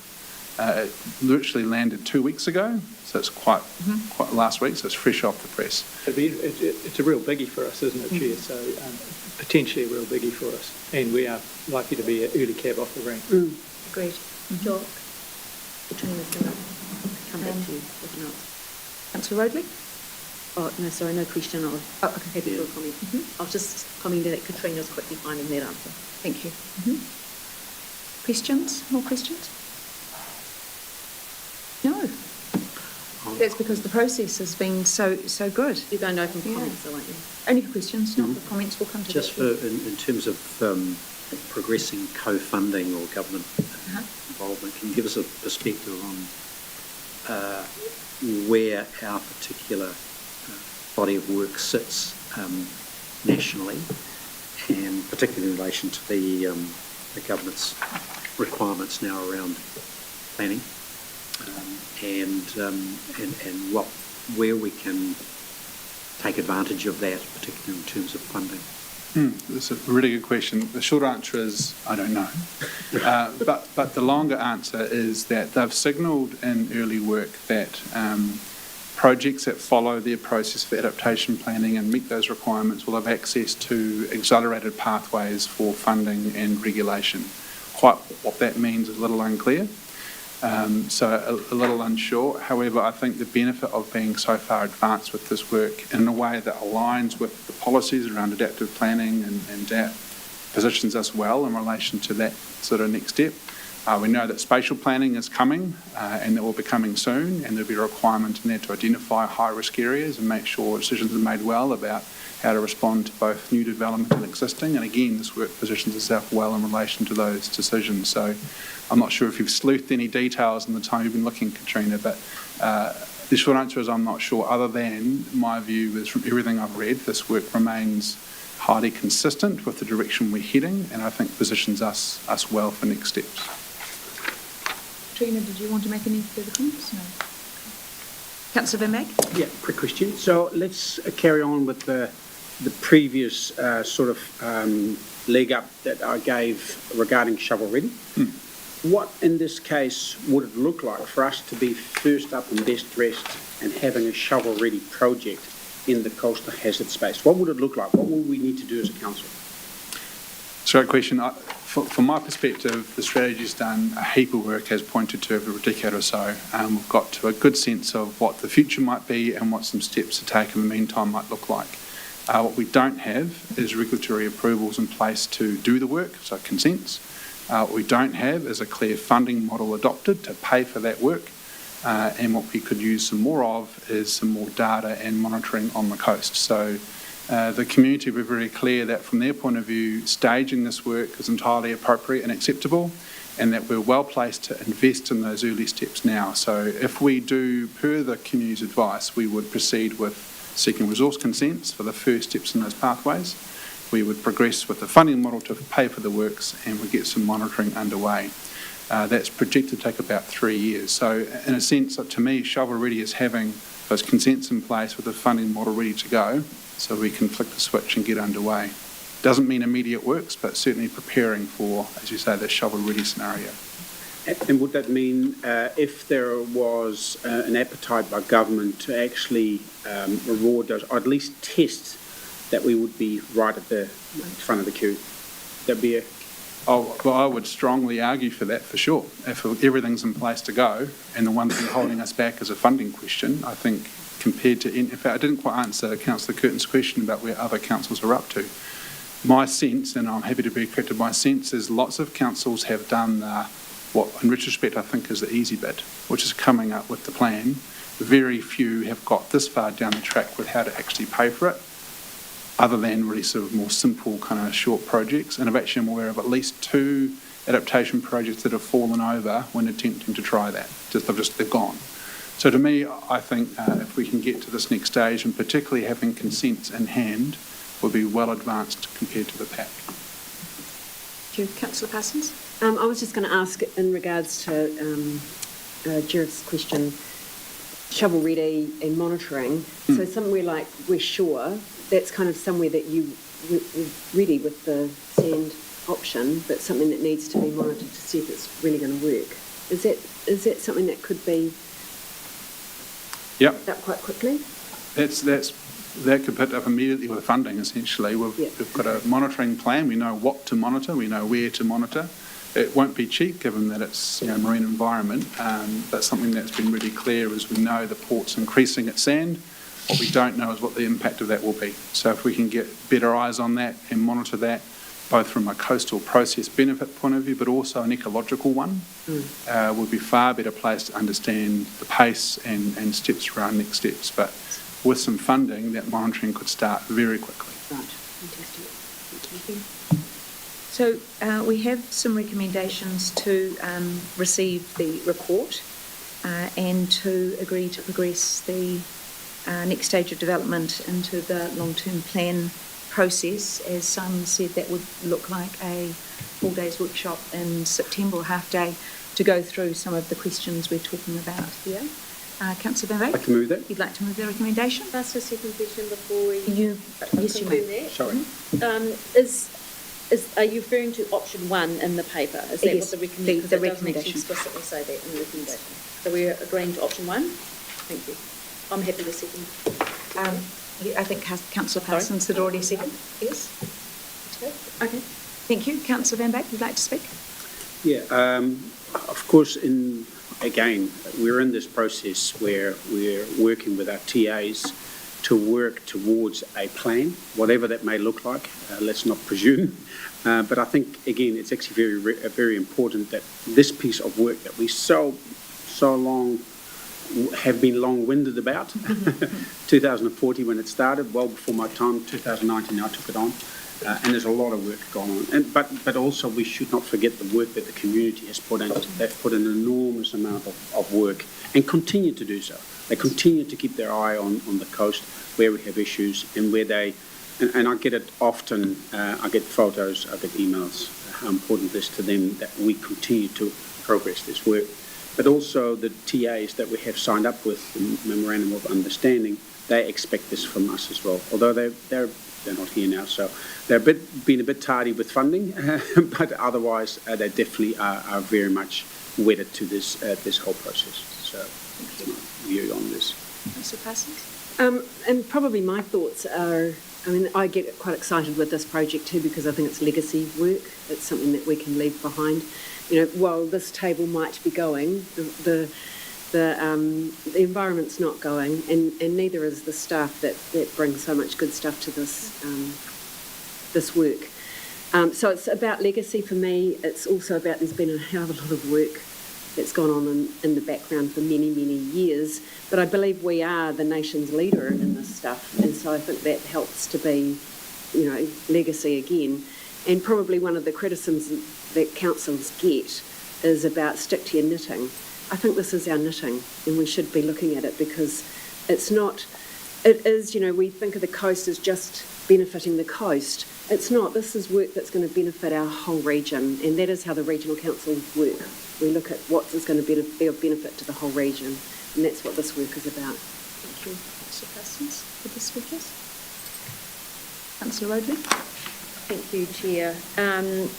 Can I just highlight, it's para 26, that comments that of the importance of keeping the communities informed as we move through our own council processes, that there is some awareness that we are, what we are doing here. So, Simon, however you continue to do that, thank you, and I support that being done.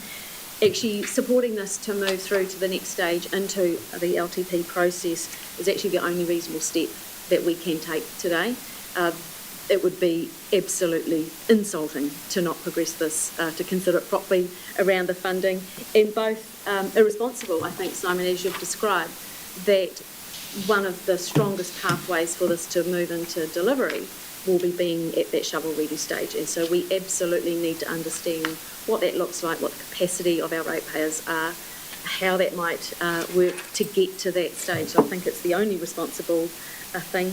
And I think we've got real momentum with this project. Whilst it's been a long process, it needed to be. It is about moving at the speed of trust. And I think over those years we have had a deliberate move around council table to value the input of our community. This is not a bunch of elected members thinking they know everything.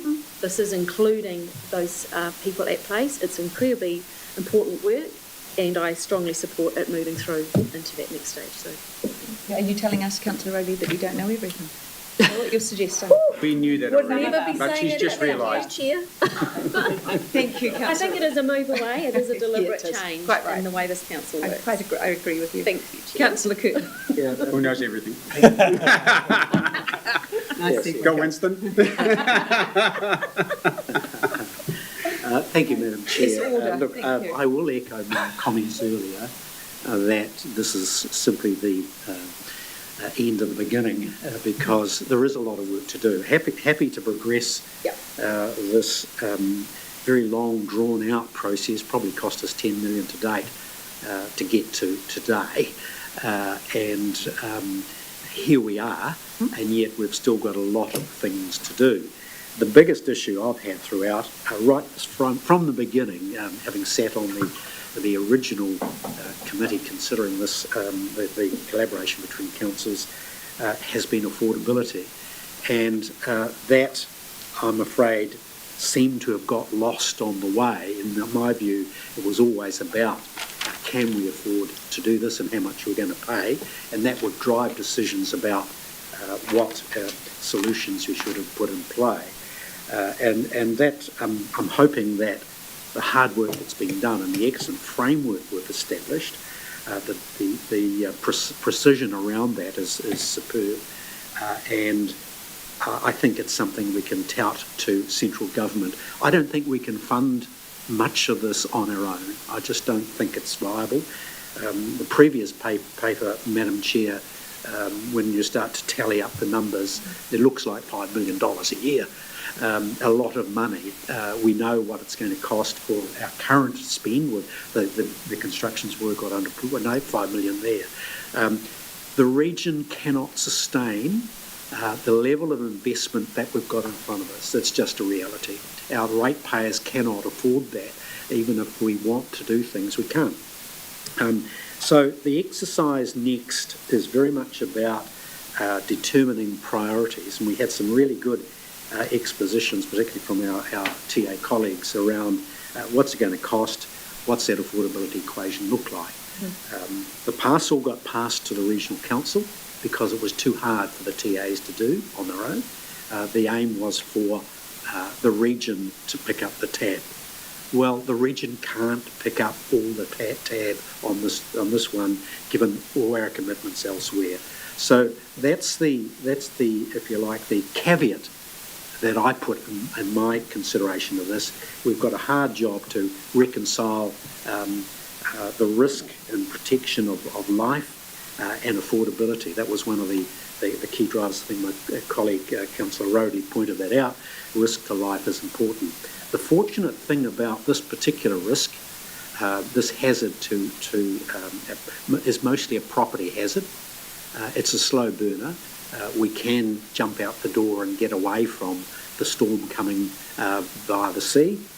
That's just a reality. That's the difference between this type of hazard and the hazard presented from flood risk. So we have got time. We can do things over time. We can plan well. This is a very good step forward in that planning process. I'm interested to see the difference between this last paper we considered and the nature-based solutions that were proposed in that paper. There's a recognition that sometimes nature will win, and nature will win. The if you like, the nod to Mataronga Māori, and yet the basis of the investments we're looking at around this particular paper focus in on engineered solutions. So I think we need to consider more closely the balance between nature-based solutions and engineered solutions. We started off in 2012, I think, with the regional council perspective being very much against engineered solutions for a whole host of reasons, for environmental, from a biodiversity perspective, and those seem to have got lost in the clamour to build things and to stop nature doing its thing. We've seen that at Clifton. It doesn't work. So we've got to be quite mindful and careful about how and where we invest to protect property. We need to protect life first, and Madam Chair, thank you for the reminder of this. But look, in closing, Madam Chair, this comes with a price tag. We've got to balance that up and come to a decision. But I don't think we can raise expectations beyond what's affordable.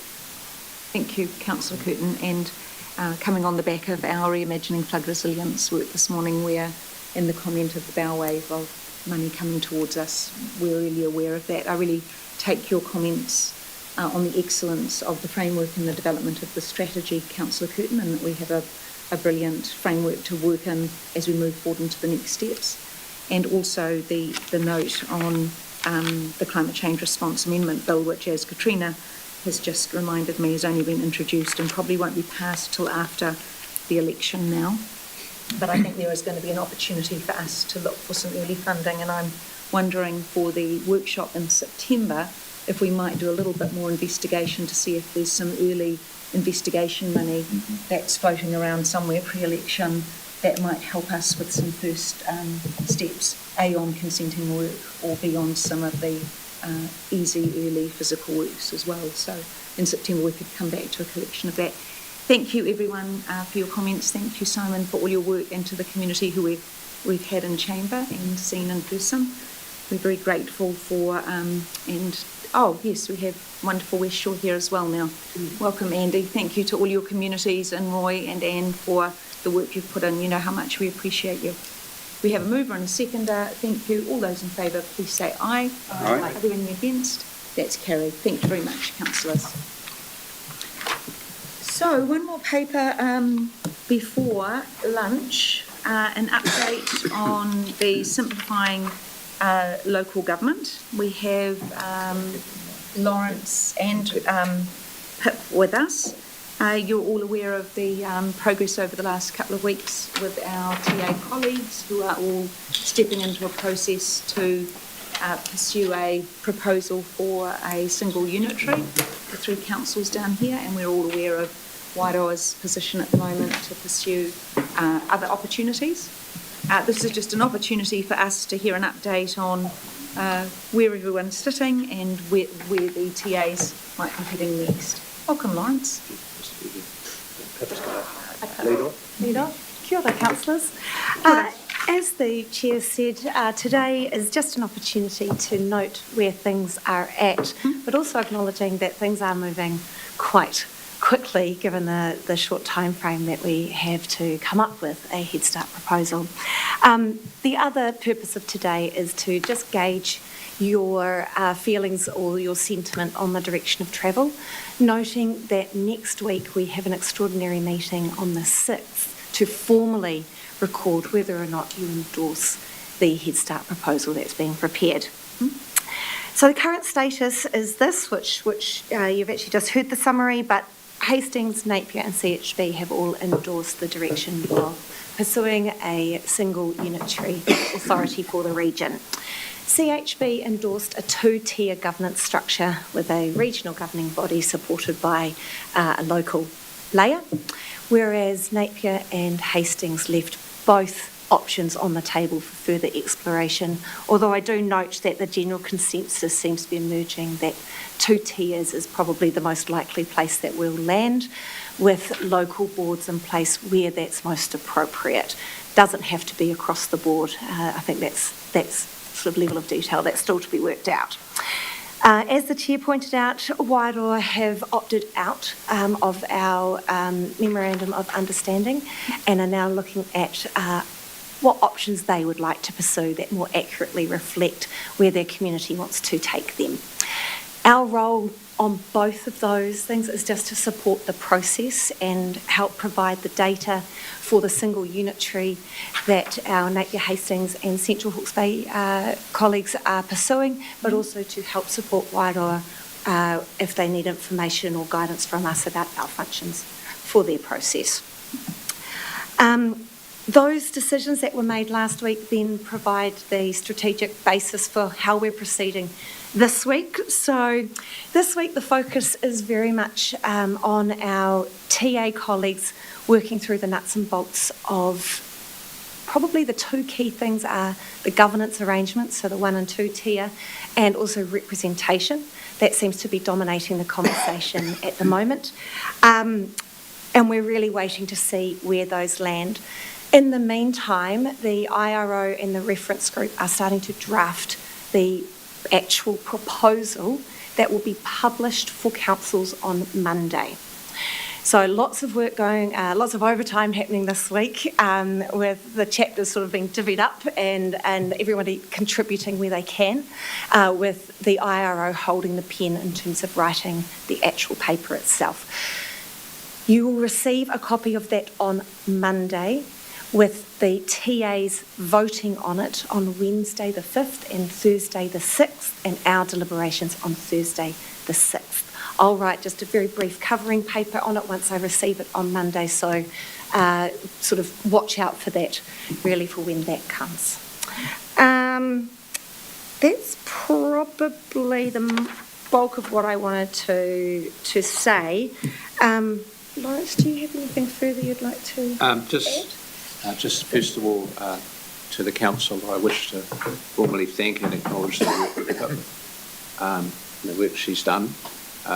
Slightly interesting position when something's been led by the TAs, but Pip has been in the room, and I'm sure that dynamic isn't always easy. So I want to acknowledge and appreciate that.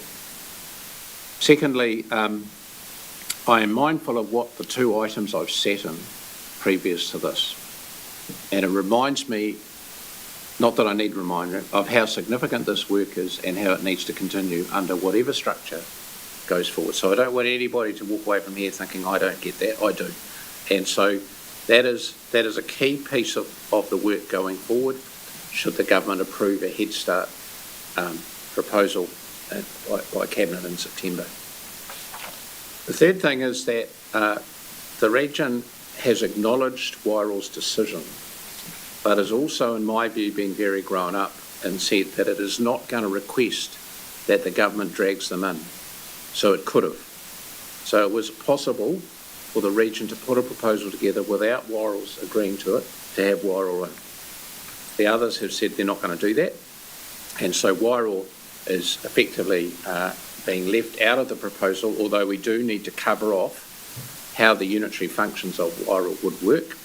And just like you're doing in Wairoa, the proposal will cover off the fact that the unitary authority will still provide the services to Wairoa until there's a change in that position, either made by the government or somebody else chooses to do something different, even negotiate it out. If the Wairoa community wanted to do something different, that was possible. But we need to be able to show that the current regional council functions in Wairoa will continue during this time, because if Wairoa either goes through the local government commission process or goes into the backstop process, there is really no decisions until 2031 where there would be something different.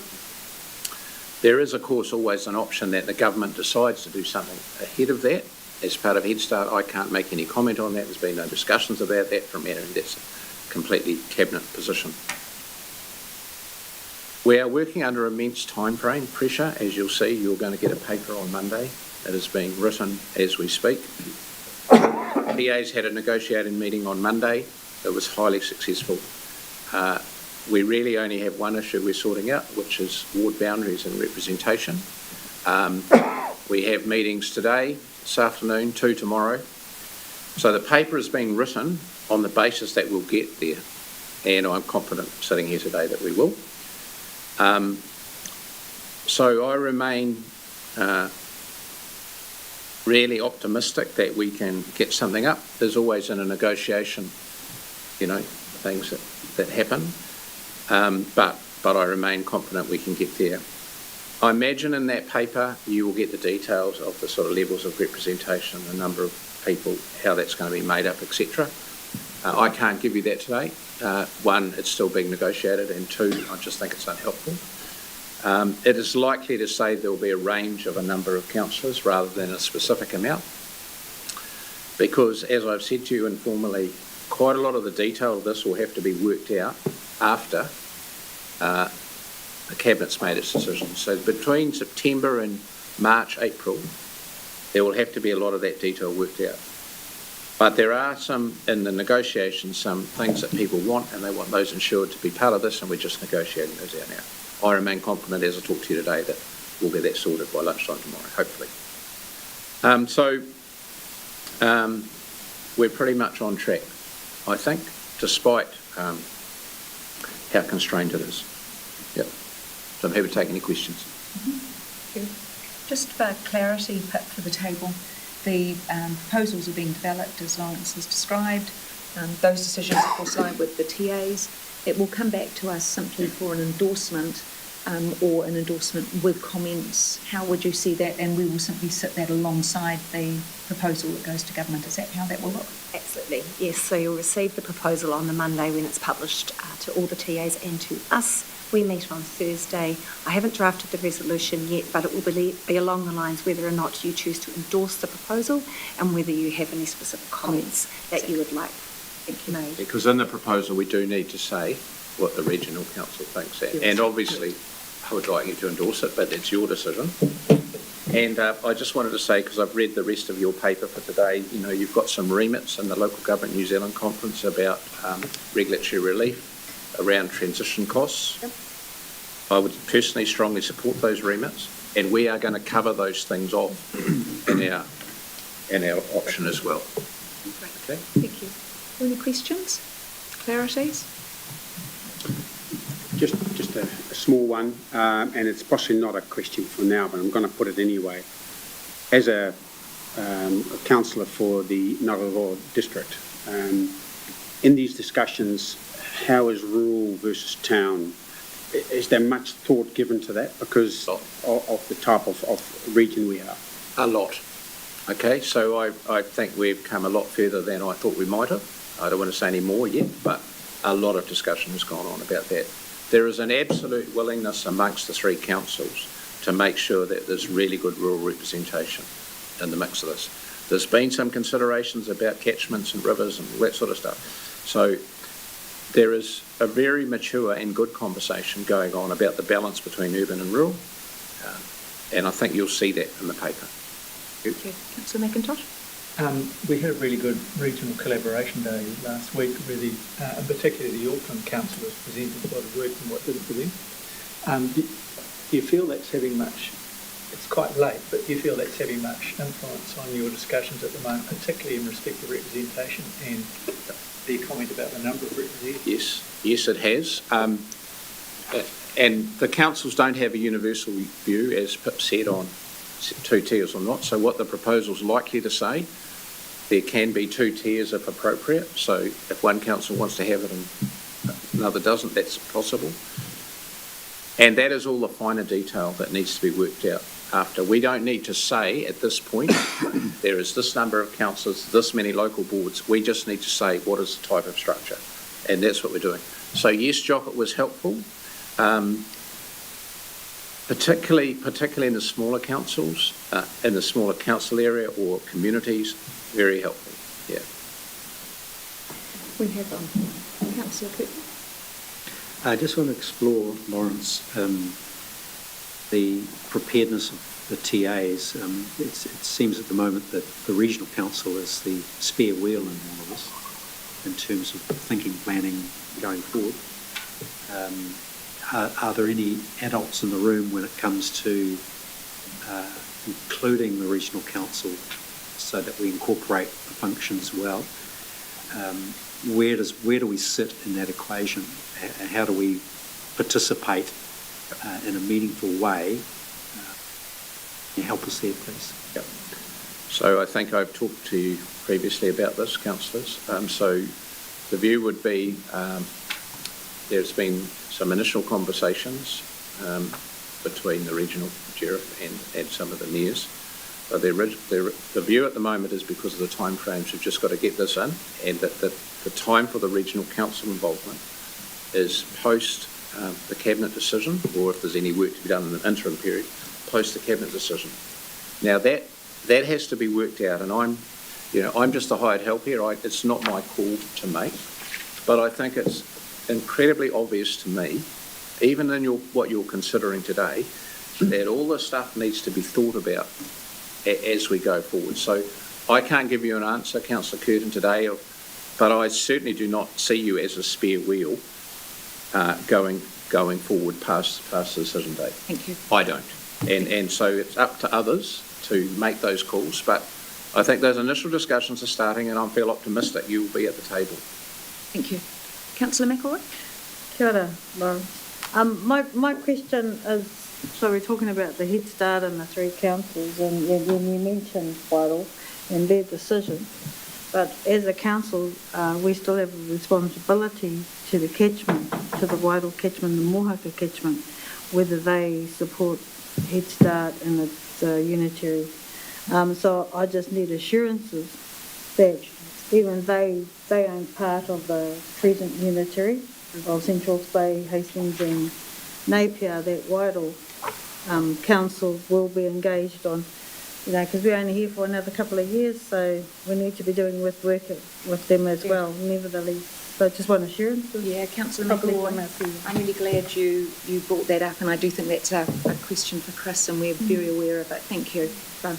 I might ask you to speak to that. It's quite separate to the Head Start. Yeah, so it is quite separate to the Head Start. So we, like we're supporting Head Start, we'll also support Wairo District Council with information that they need to put forward their proposal and understand the timing and the quality, etc. I think the other thing that Lawrence touched on is, irrespective of what happens, that the services still need to be required to be provided. So while that's being worked out, those services will continue to be provided as part of the Head Start consideration of how that might occur with the current decisions. So there's no scenario where services just simply stop being provided without a solution. Oh, engagement between us and them, that's the thing. You've got two whole catchments there. And Councillor McElroy, we have already spoken to the Chief Executive and Mayor and agreed that we'll stay in very close contact through this, because it's quite a vulnerable space. I really want to assure you that we are very aware of that. Thank you for the question. We have some very long list of recommendations. Really, the recommendations become relevant when we look to adopt or not next week. Is there someone willing to move this long list as they are? Thank you, Councillor Downback. Thank you. Councillor Parsons, thank you for that. Would you like to make further comments? No further comments. No further comments. Only comments from me, actually, following up on Lawrence's comments. Thank you. We know what a huge amount of work this has been on top of your other work. We're really grateful for you being in that space and your ability to work so well there. We know, as Lawrence comments, it's a strange space to be in. We're all aware of that, and we know how beautifully you're navigating it. Thank you. So we have a mover and a seconder. We have a long list of recommendations. All those in favour, please say aye. Aye. Are there any against? Carried. Thank you very much. Thank you, Tim. Thank you, Lawrence. Thanks, Pip. Appreciate all of you and your thoughts. It's time for lunch. Councillor Hawke, would you be so kind as to bless our food for us? Welcome to join us for lunch, Lawrence, if you'd like to.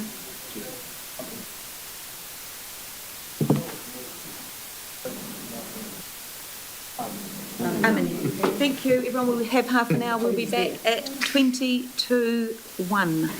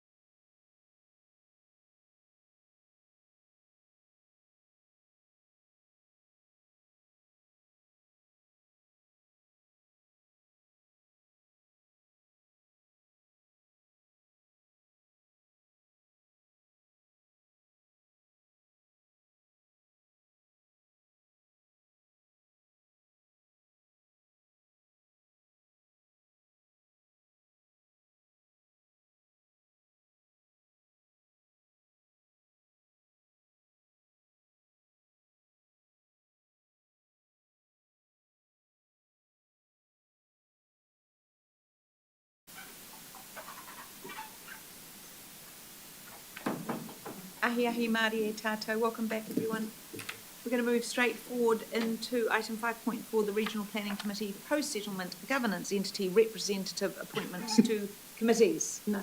Kia ora te warama. Lovely to see you. Thank you. Tēnā koe Chair. Kia ora Councillors. This paper recognises the invitation that Council put forward to both the Māori Committee and the Regional Planning Committee to appoint non-voting and advisory members to 3 committees of Council. Those committees include the Environment Committee, the Finance, Audit, Risk and Emergency Committee, and also for the co-chair to be appointed in an advisory capacity to the Regional Council as well. Those appointments have been confirmed by the Regional Planning Committee and put forward Teresa Thornton to the Environment Committee with Tanya Eden as an alternate, Laura Camo as an advisory member of the Finance, Audit, Risk and Emergency Committee, and Piri Munro as an alternate, and Tanya Hopmans to the Regional Council. Thank you, Te Warama. I note from the discussion at these committees, the alternate is available to ensure that we always have representation. Māori Committee have done the same. Yes. So just want to acknowledge, I think it's a really good idea. Correct, thanks. Any questions, clarifications from Te Warama? Anyone? No? Someone happy to move these recommendations? Thank you. Councillor McElroy, Councillor Roadley to second. Thank you. Any other comments? Councillors in favour, please. Did you want to speak? Yes, yes, please. Oh, I'm sorry, yes. Councillor McElroy, would you like to comment? Just to extend a very warm welcome as Chair of the Environment Committee to to Teresa and to Mare, and look forward to their very valued input around the table. So thank you for that. Thank you. Supporting the recommendation. Excellent. All those in favour, please say aye. Aye. Against, that's carried. Thank you. Thanks. 5.5, this is LGNZ, the annual general meeting, which I'll be at on Friday. We also vote on remits, and remits do need to be endorsed by a council resolution. And Ms. Cowell, you might like to talk us through it and explain a little bit around how we only choose these certain remits that we... Sure. Thank you. Okay, thank you, Chair. So as Sophie said, this paper seeks a resolution to delegate to your representative at the Local Government New Zealand AGM the ability to vote on your behalf on remits and to take a position on those remits. So there are 9 remits in total that have been put up by various councils. They're attached to the report. There are 5 that are relevant to Hawke's Bay Regional Council functions or activities. So staff have done an analysis and of each of those 5, and staff recommend that you support each of those 5. And they are, I don't know if you want me to go through them. Okay. So the first one is, I'll start with the 5 that are relevant to Hawke's Bay Regional Council. So the first one is Remit 3, which is financial support for government reform implementation costs. So as noted in the paper, staff have done some initial work, in particular in the resource management reform, and have identified that there are substantial implementation costs to Hawke's Bay Regional Council, including program coordination, system and process redesign, workforce development, digital platform upgrades, new monitoring and reporting frameworks, coordination arrangements, legal and community engagement. And likewise for simplifying local government, we are already experiencing implementation costs with the participating in the Head Start, but more significantly as we move forward, staff will be required to use their specialist expertise in the process, and we are likely to need some external support as well. So that becomes a cost that will be over and above our business as usual, and we think it is sensible to have transition costs provided for. There is precedent for that through the Auckland amalgamation. There was central government funding through appropriations and loaned to Auckland Council. Do you want to go one by one, or yeah? Let's go through the Go through them. 5. Sure. please. Okay. So we're recommending, staff are recommending that we support that remit. So remit 4 is removal of the representation review requirements, and that was put forward by the Waikato District Council. Staff recommend that council supports this remit. So under the Local Government Electoral Act, we have to do a representation review every 6 years. We are due for one because we will not have regional councils next election. We will not be required to do one, is the assumption we are making. But we also think it is, you should support that for TAs as well, because it is likely that if they do it, then quite soon after, those that are in the Head Start proposal will have to go through it again. We budget, it's about a $30,000 external cost that we budget for. We budget about $5,000 every year and accrue it. But actually it's a lot of staff and governor time and community need to get involved as well. So we support the remit put forward that is paused. And then there are 2 remits to do with transport. I know less about that. That is, the transport team have provided that analysis for you, and they are in support of both of those remits. So that being remits 7 and 9. And remit 8 is improving long-term plan audit requirements. So that's one that's a bit close to my heart, and I fully support Gisborne District Council and their proposal that we advocate, that you advocate, for a tighter sort of scope of audit for long-term plans, as they are expensive and across the sector take a lot of time and effort of staff. Thank you. Questions on the remits? Councillor Rowley?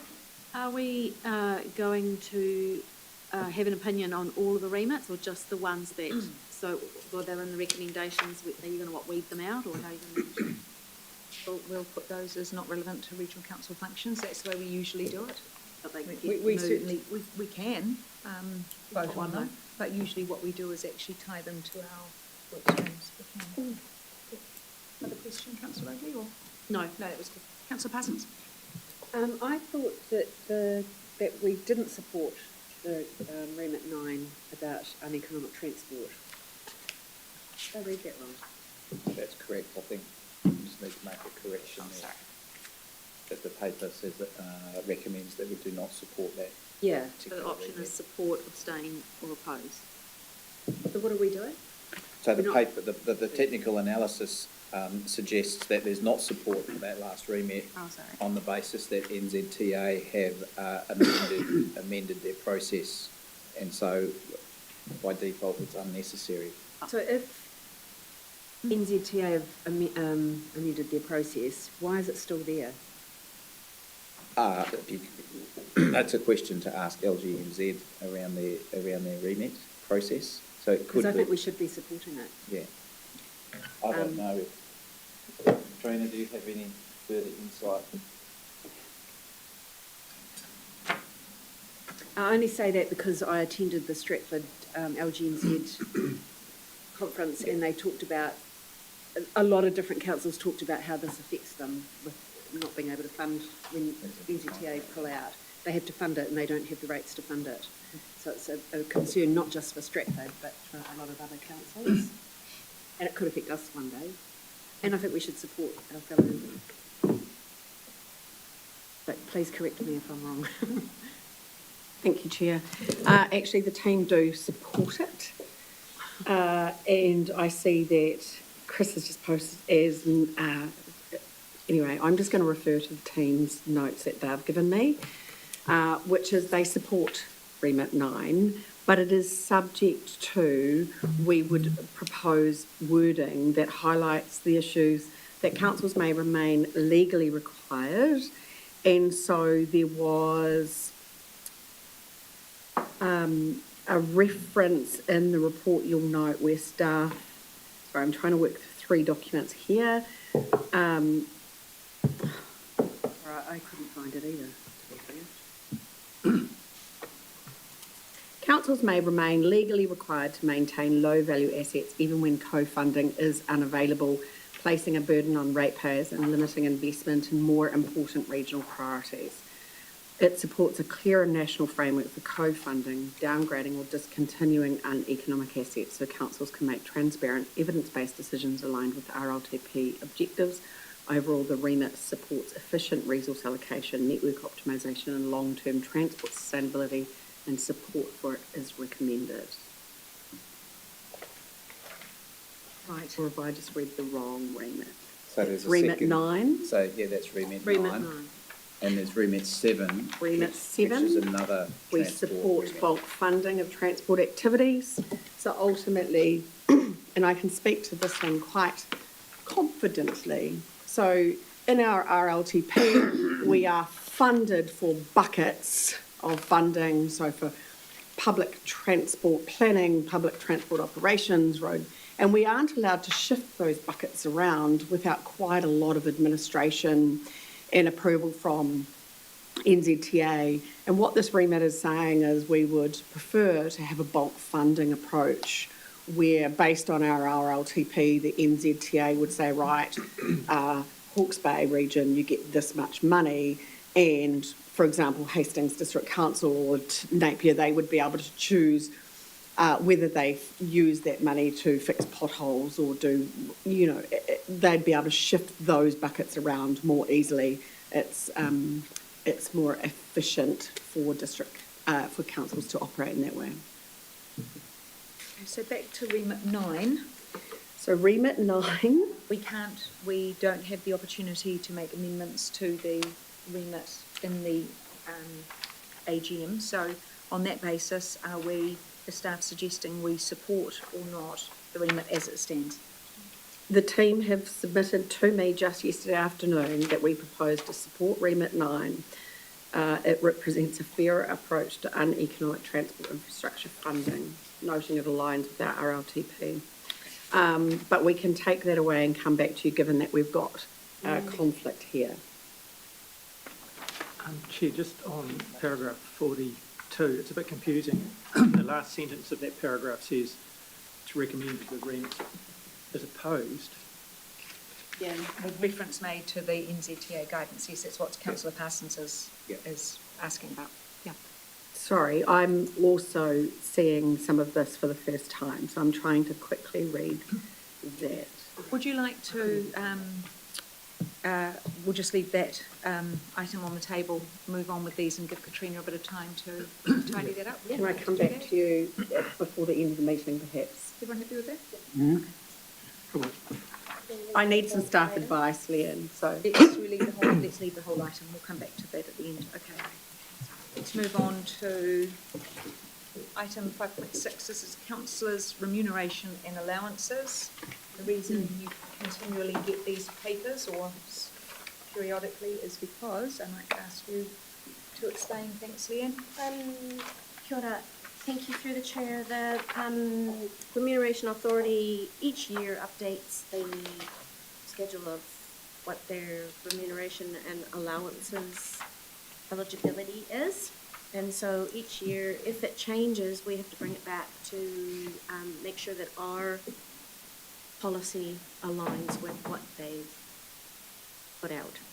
So it's really, it's kind of an administrative, especially in this case where they haven't raised the remuneration itself, but they have changed the amounts for the different types of fuel for your car, for your mileage allowance. That was the only change. And for the policy to be updated, it does have to have a council resolution, which is why you get it even if it's a small change. So any questions for Leanne? Yes, Councillor Rodney? Oh, no, I'm happy to move. Question? Are you happy to move? Second up. Second, Councillor Van Beek. Councillor Rodney, would you like to speak? I absolutely do. Thank you, Chair. And yes, of course, as Leanne has said, it does come back every year, and I'm going to make the same statement I make every year, just in case someone missed it last time. Whilst I do support the motion because it is inevitable. It is set in Wellington. It does reflect a absolute disconnect between policies that are driven from central government or from an urban environment and how they do not land appropriately in the regions.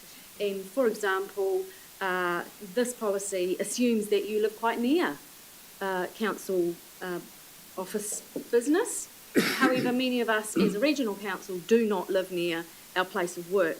And therefore, if we were to actually really commit to representation as a region and have representation from the region, this is a real disincentive for rural people to stand in governance roles.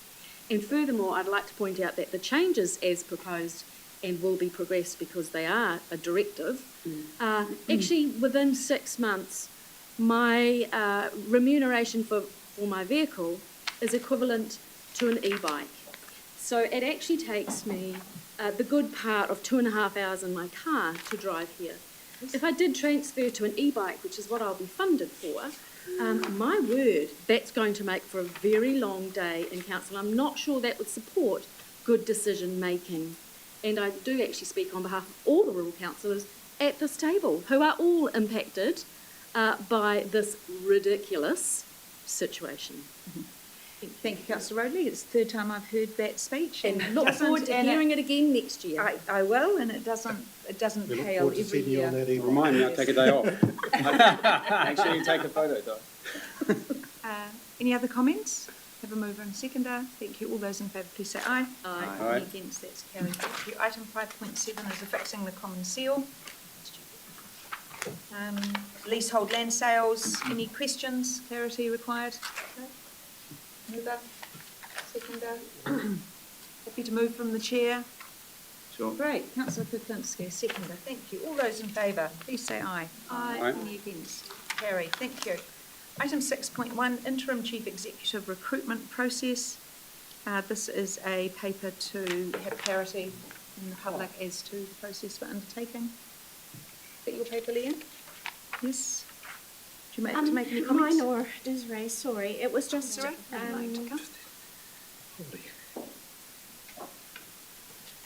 I'll just propose that the item is taken as read, and if anybody has any questions, please. Questions? Really is a simple process paper to update the council and the community on the process steps undertaken. I'm happy to move that paper. Councillor McIntosh. Councillor McElroy to second. Thank you. Any other comments? All those in favour, please say aye. Aye. Any against? That's carried. Thank you, Desiree. The NIWE project update 6.2, they're not here, are they? So No, we've just because we're being so efficient. raced through the last few papers, and I'll just text James, so perhaps we Stephen will... galloping Can across the road. you not make a start to Chris until he gallops? Yeah. Let's move to item 6.3 because Te Warama is here. This is strategic priorities, the marketing campaign results. So, sure. Marketing campaign results and insights to date. You'll remember that Councillor Curtin particularly, as we started to set up a lot of these campaigns, asked for very specific feedback on numbers and results, and we're starting to see papers that are reflecting more the type of engagement and interaction that's happening within them. And then Councillor Curtin also asked for the ways that we are assessing that those messages have been received and how well they're understood. So what we're seeing in Te Warama's paper is a reflection now of the key points within the campaign. Kia ora. Koe Chair, tēnā koutou councillors. We have a fantastic presentation that we'd like to take you through. I think my staff are about a minute away. They're just getting that ready. They're galloping on the door now. But the reason for this report is that in February this year, we set a phased marketing plan with the intention of growing the region's understanding and awareness of our strategic priorities.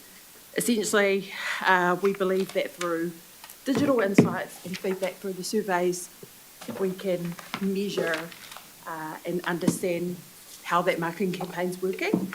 And we've made some refinements to the original approach as well. So I've got Kath with me, and I'll have Mike joining me soon.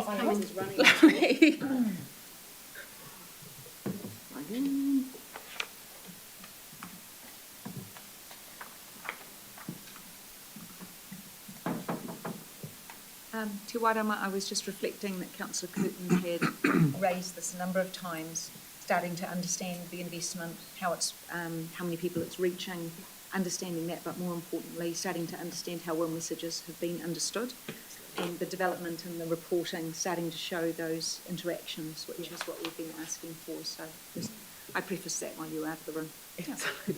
Awesome. So I might have Kath lead us in, if that's okay. So with me today, Kath Gallatley, our Manager of Marketing and Creative. I'm sorry, Kath, to put you on the gallop. That's all right. We've made everyone gallop. On the fly. That's fine, we're all prepared. So as TY said, we'll take you through the Strategic Priorities Marketing Plan update. And on the screen you see our progress to date. So phase 1 was set the context, March and April. We got 689,000 impressions. Impression is a view. And so one person might have seen it 5 times, but that view works with all the other. Hopefully they've seen it in print, they've seen it on Facebook, they've seen it on Met Service, and they're like, right, this is happening. Phase 1B was the community pulse check, which we've got a full report for. That set the baseline, and it was conducted by Horizon Research, and it establishes a benchmark, which we'll go into next. Phase 2 is still active, and that's the land and water health. So that's going for May, June and July. That's done really well so far, and we've had some excellent engagement. And we're trying to use that as an opportunity for education. So we've had some posts that have just done really well, great questions and opportunities for us to teach people, you know, further and lead them to other information we've got, which was really great. And we used organic posts on Facebook and some other comms to try and build the educational value of what we're doing.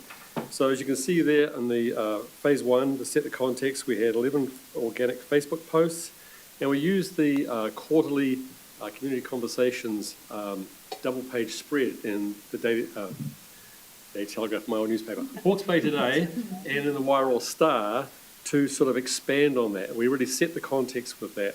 And the reason we do that is because when people see a similar message or the same message across multiple platforms, it tends to go in a bit deeper. And we've had some good feedback on that. On phase 2, which is still live until Friday, we've had 4 media releases, 2 organic posts.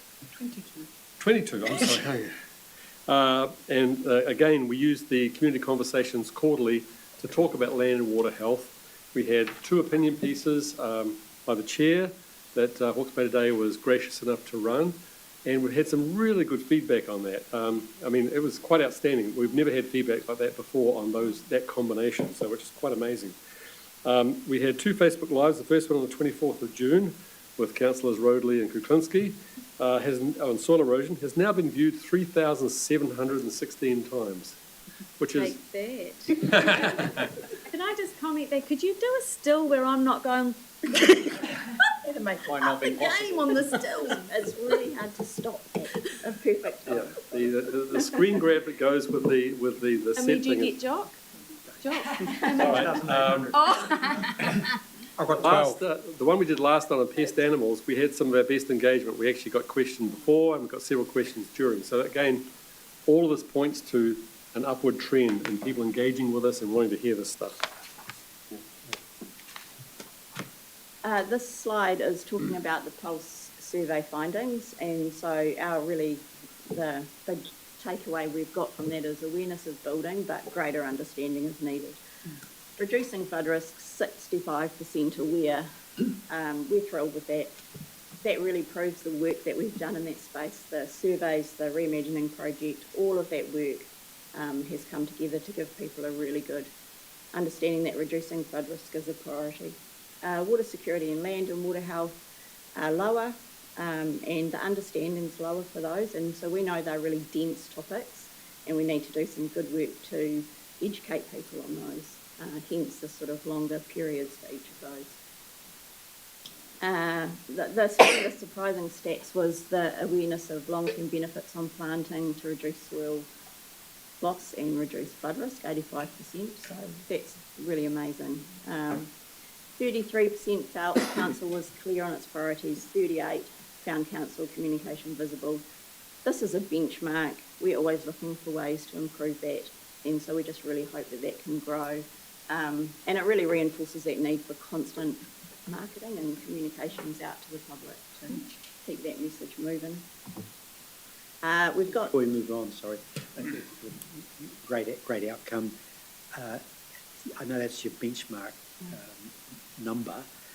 Have you got a sense of other environments or other locations or generally that level of responsiveness and responding there? What do you think about it? Is it okay, not okay, long way off? In regard to those numbers or the responses we got to the survey? Well, across the board, you've got reducing flood risk. I get that.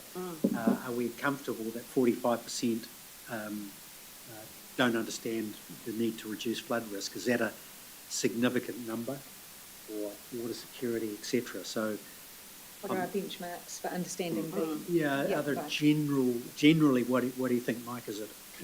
Well, I would say these numbers are actually very good, and we will be doing another pulse survey at the end of that third strategic priority at the end of October, and we would expect and hope, of course, that numbers would rise. And I would point out that the 33 and 38% being clear on priorities and communications visible, that's a problem across regional councils. Because we don't sit in a city or a clearly defined area, regional councils are just more under the radar than other councils. They just are. And I actually, although those numbers aren't great, I would hope they would improve after all our work we've put in, but I wouldn't expect them to be suddenly 60% or anything ridiculous. I think also Councillor Clifton's asking, and as am I, what's the benchmark across New Zealand or across councils for what they expect to see in terms of understanding, so that we have an idea where we're sitting. Sure, and we can get back to that. We can go through the SIG comms group and find out which councils have actually been doing this kind of work. That would be perfect. Could I ask a quick question? Yeah, of course. In regards to the 85%, they recognised the long-term benefits of planting, etc. Do you say where did they learn that, or are we assuming they learned it from us? Oh no, no, I'm sure we're not assuming they learned it from us, but that's been a message since I was in high school, and that's a long time ago. So it's that continuity of that message. I mean, I first heard that message probably when I was 13 or 14, a long time ago. And it's that this is what the work we're doing around strategic priorities now. It really is scene setting, and we're going to keep hammering those messages again and again right up until the long-term plan, so that when people are consulting with us around the long-term plan, they understand why we have these priorities, why we think they're important. Through you, Chair, if I may, Tēnā koe, Councillor Parsons. I'm not sure if any councillors around the table participated in the survey when it was live, but underneath each of the priorities we kind of sectioned out, do you understand what the benefits or impacts on planting are when it comes to reducing flood risk? Do you understand what the benefits of planting are when it comes to water security? So what we recognised throughout the survey was that across the majority of the sections, there was a strong understanding of the benefits of planting with regards to those priority areas. We didn't seek to understand where they got that from. Yeah. So clearly I didn't do the survey. No. But do you also find out who these people are? Yes. Thank you, Councillor McIntosh. Horizons, who did the survey, they presumably do lots of surveys like this, and so would they be a good person to ask for some qualitative interpretation of this alongside what you're suggesting with other councils? Yes, absolutely, and they've provided us some, so we can definitely circulate a deeper report around their findings. Thank you, Councillor McElroy. Madam Chair, just a short question with the benefits of planting to reduce soil loss and reduce flood risk, but you didn't mention water health.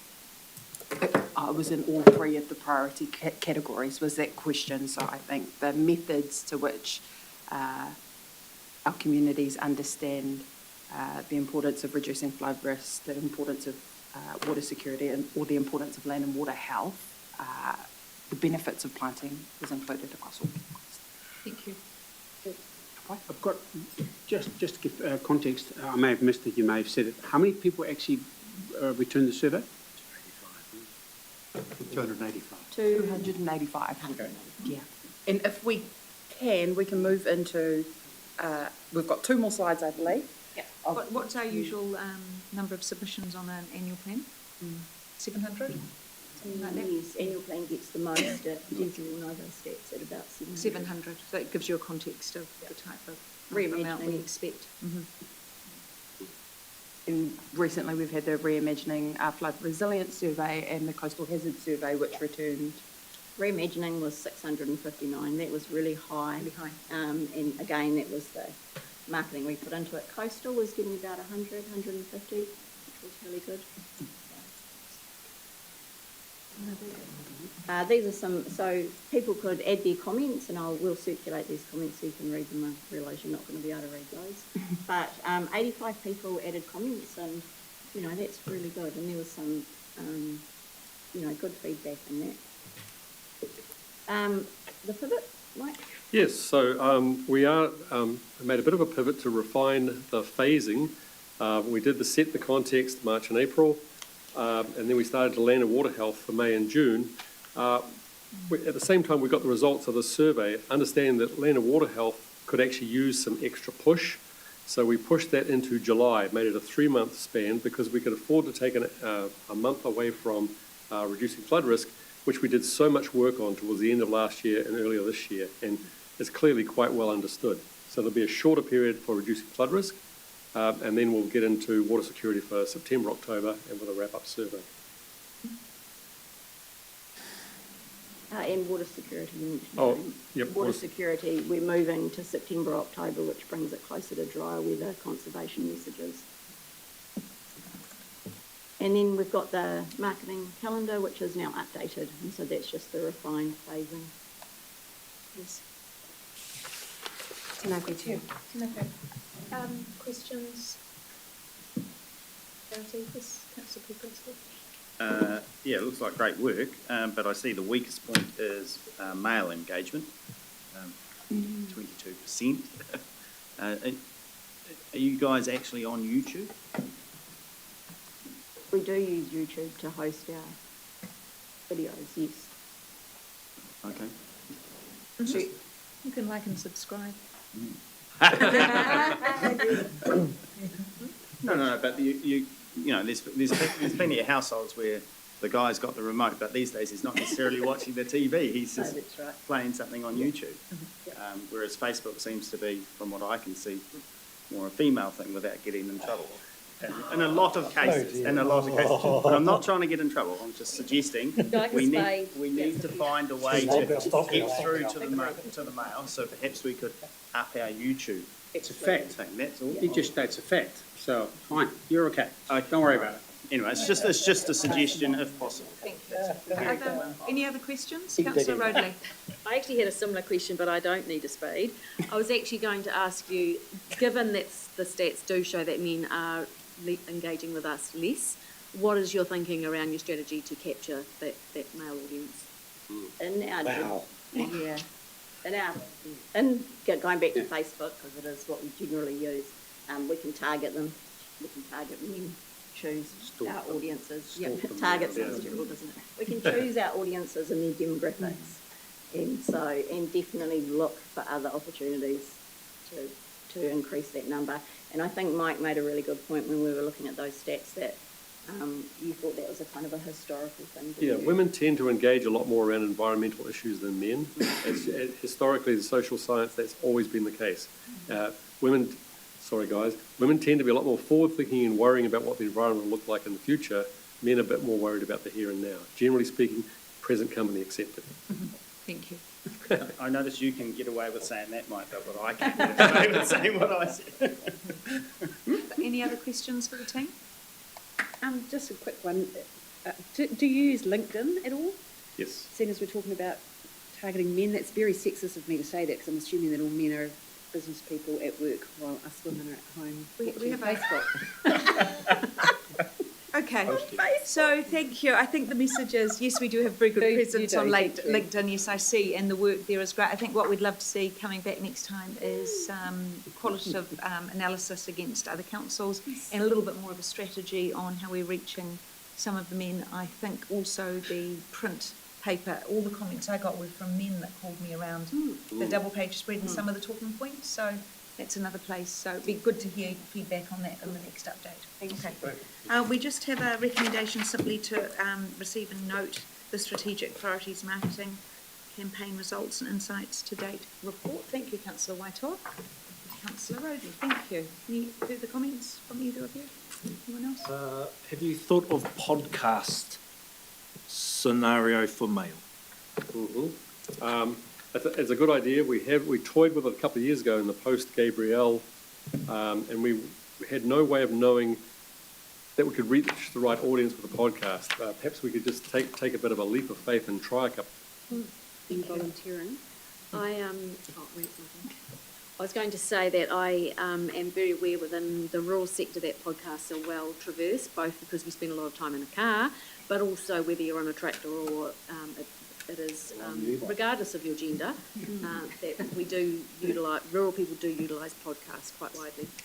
And so my comment re the paper is thank you for being alive and keeping, not just being alive, you think you're being alive, but keeping the strategy alive. I love to hear that when you get new information, you tweak and modify. To me, that's absolutely what we've been seeking from our comms team. So I commend you on keeping that strategy active and responding to what you are seeing through the data. So congratulations.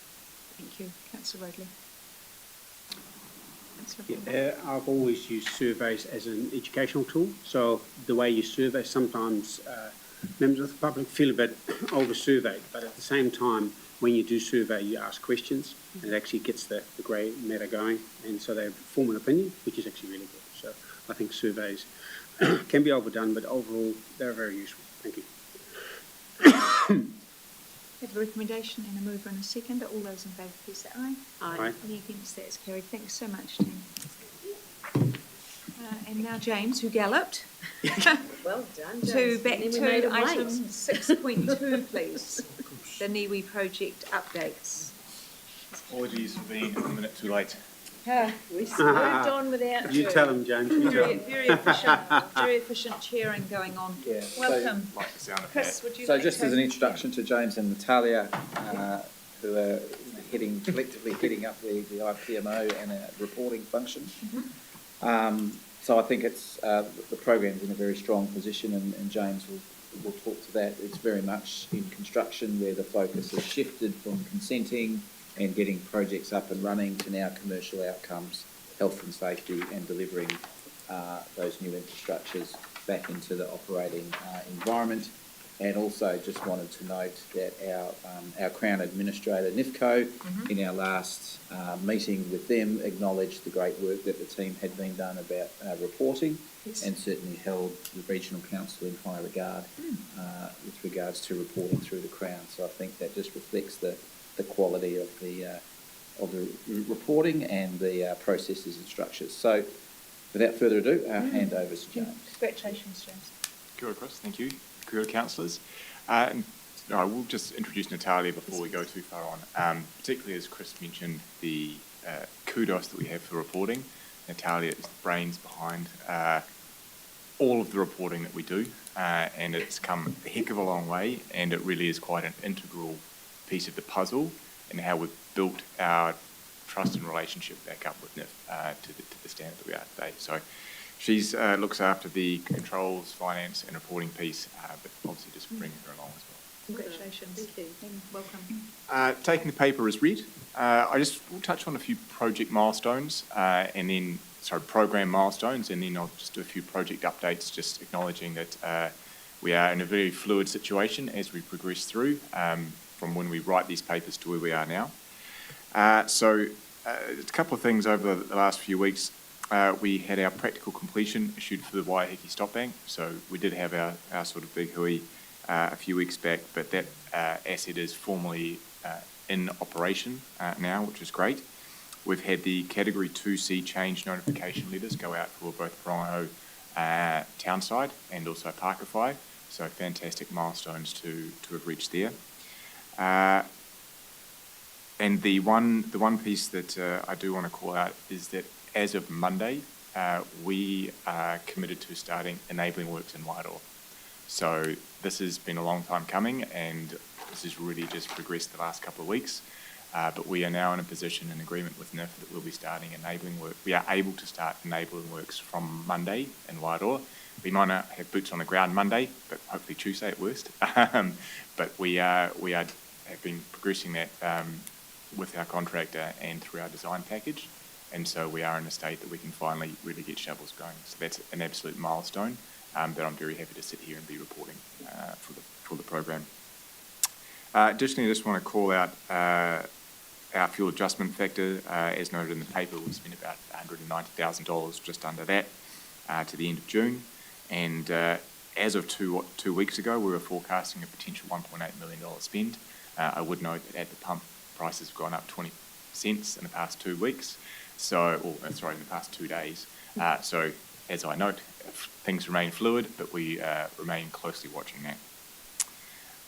As Chris referenced, with health and safety focus, so we had our exec out doing the first of their safety walk and talks on site, which is fantastic, and we'll be continuing those throughout the amount of projects that we have going on. And also, as alluded to, in terms of our closeout and handover, we have some additional resources that we've brought on to work through that with the asset handover. As I look at the financials of the program, we still remain in a relatively strong position. However, what I would say is that as we finalise Wairoa, we are very closely monitoring our costs across the program to ensure that we do have enough flexibility to deliver all projects. Not that we are worried at the moment, but things are very tightly paused as we go through the market, and so it is an absolute focus for us as we go. Just going on to a few project updates. So on the telemetry side, it continues to go very well, and we've actually added 4 additional sites that we're looking to work on and deliver, all within the same budget. We've completed an initial review with NIF, and we've provided them some more information that we've just done today, actually. But they were so far happy with what we've done in terms of how we've set up the telemetry system and what we are aiming to provide through that resilience network. On the pump stations, we've lodged our OIC consent applications, so that's a big milestone to have those in. And we continue to work with Brian Perry Civil on the schedule pressures that we're seeing there. For Ohiti, we've got a distinct focus on a lot of the remediation on the landowner pieces there, and finishing up with the rear bund as we press towards practical completion there, hopefully within the next 2 weeks. Down in Pronghao, townside construction continues at pace, so we're working through some final design elements now, but we still remain on track for a September completion, which will be fantastic. On the south side, we had 2 very constructive meetings with the relevant committees down there around the Marae and also the Kamatua Flats, as we are working through the options and solutions on how we will be progressing that. But it was 2 very positive and encouraging meetings, I would say, 2 weeks ago, and we'll remain working very closely with them to ensure that that is delivered just as soon as we're able to. In Whirinaki, State Highway 2 work has been completed and demobilised. We'll have the second seal, which will be occurring there 23rd of September at this point, along with some additional work around the joints and just smoothing a few bits and pieces through there. The residential stop bank is largely complete, as you can see, so just some final topsoiling is happening there. And as of this morning, I can report that we have begun work at the final piece of the Pampac stop bank that runs along the rear of Pampac. So this is the final piece of work for the existing contract, and then we have our final design that is due to be delivered around the log yard work that we'll be going back out to market for most likely next month. Parkify, that has definitely begun in earnest. We've got multiple very large moxies working through the extraction down there, so as you cross the Chesterhoe Bridge you may see them going underneath, which is a great sight to see. We're just working through the finalising of all the materials to work to pull out of the rivers there, but work is progressing there very well. On our levels of service projects, we have our consents back for Waipawa. We're just working through the final conditions there, and we've begun extraction with our construction contractors due to be signed any day. Similarly for Omahu, we have our draft conditions back for consent, which is fantastic, and we're just working through some final design changes before we sign that contract. And then for Lower Brookfields, we're just still working through some consequential flooding issues, but we have a plan on how to stage some of the construction such that we can actually begin that just as soon as possible. And then Wairoa, as I mentioned, obviously fantastic. We're going to start the enablement works. We've had our first of the final design package delivered last week, and it's all looking very positive.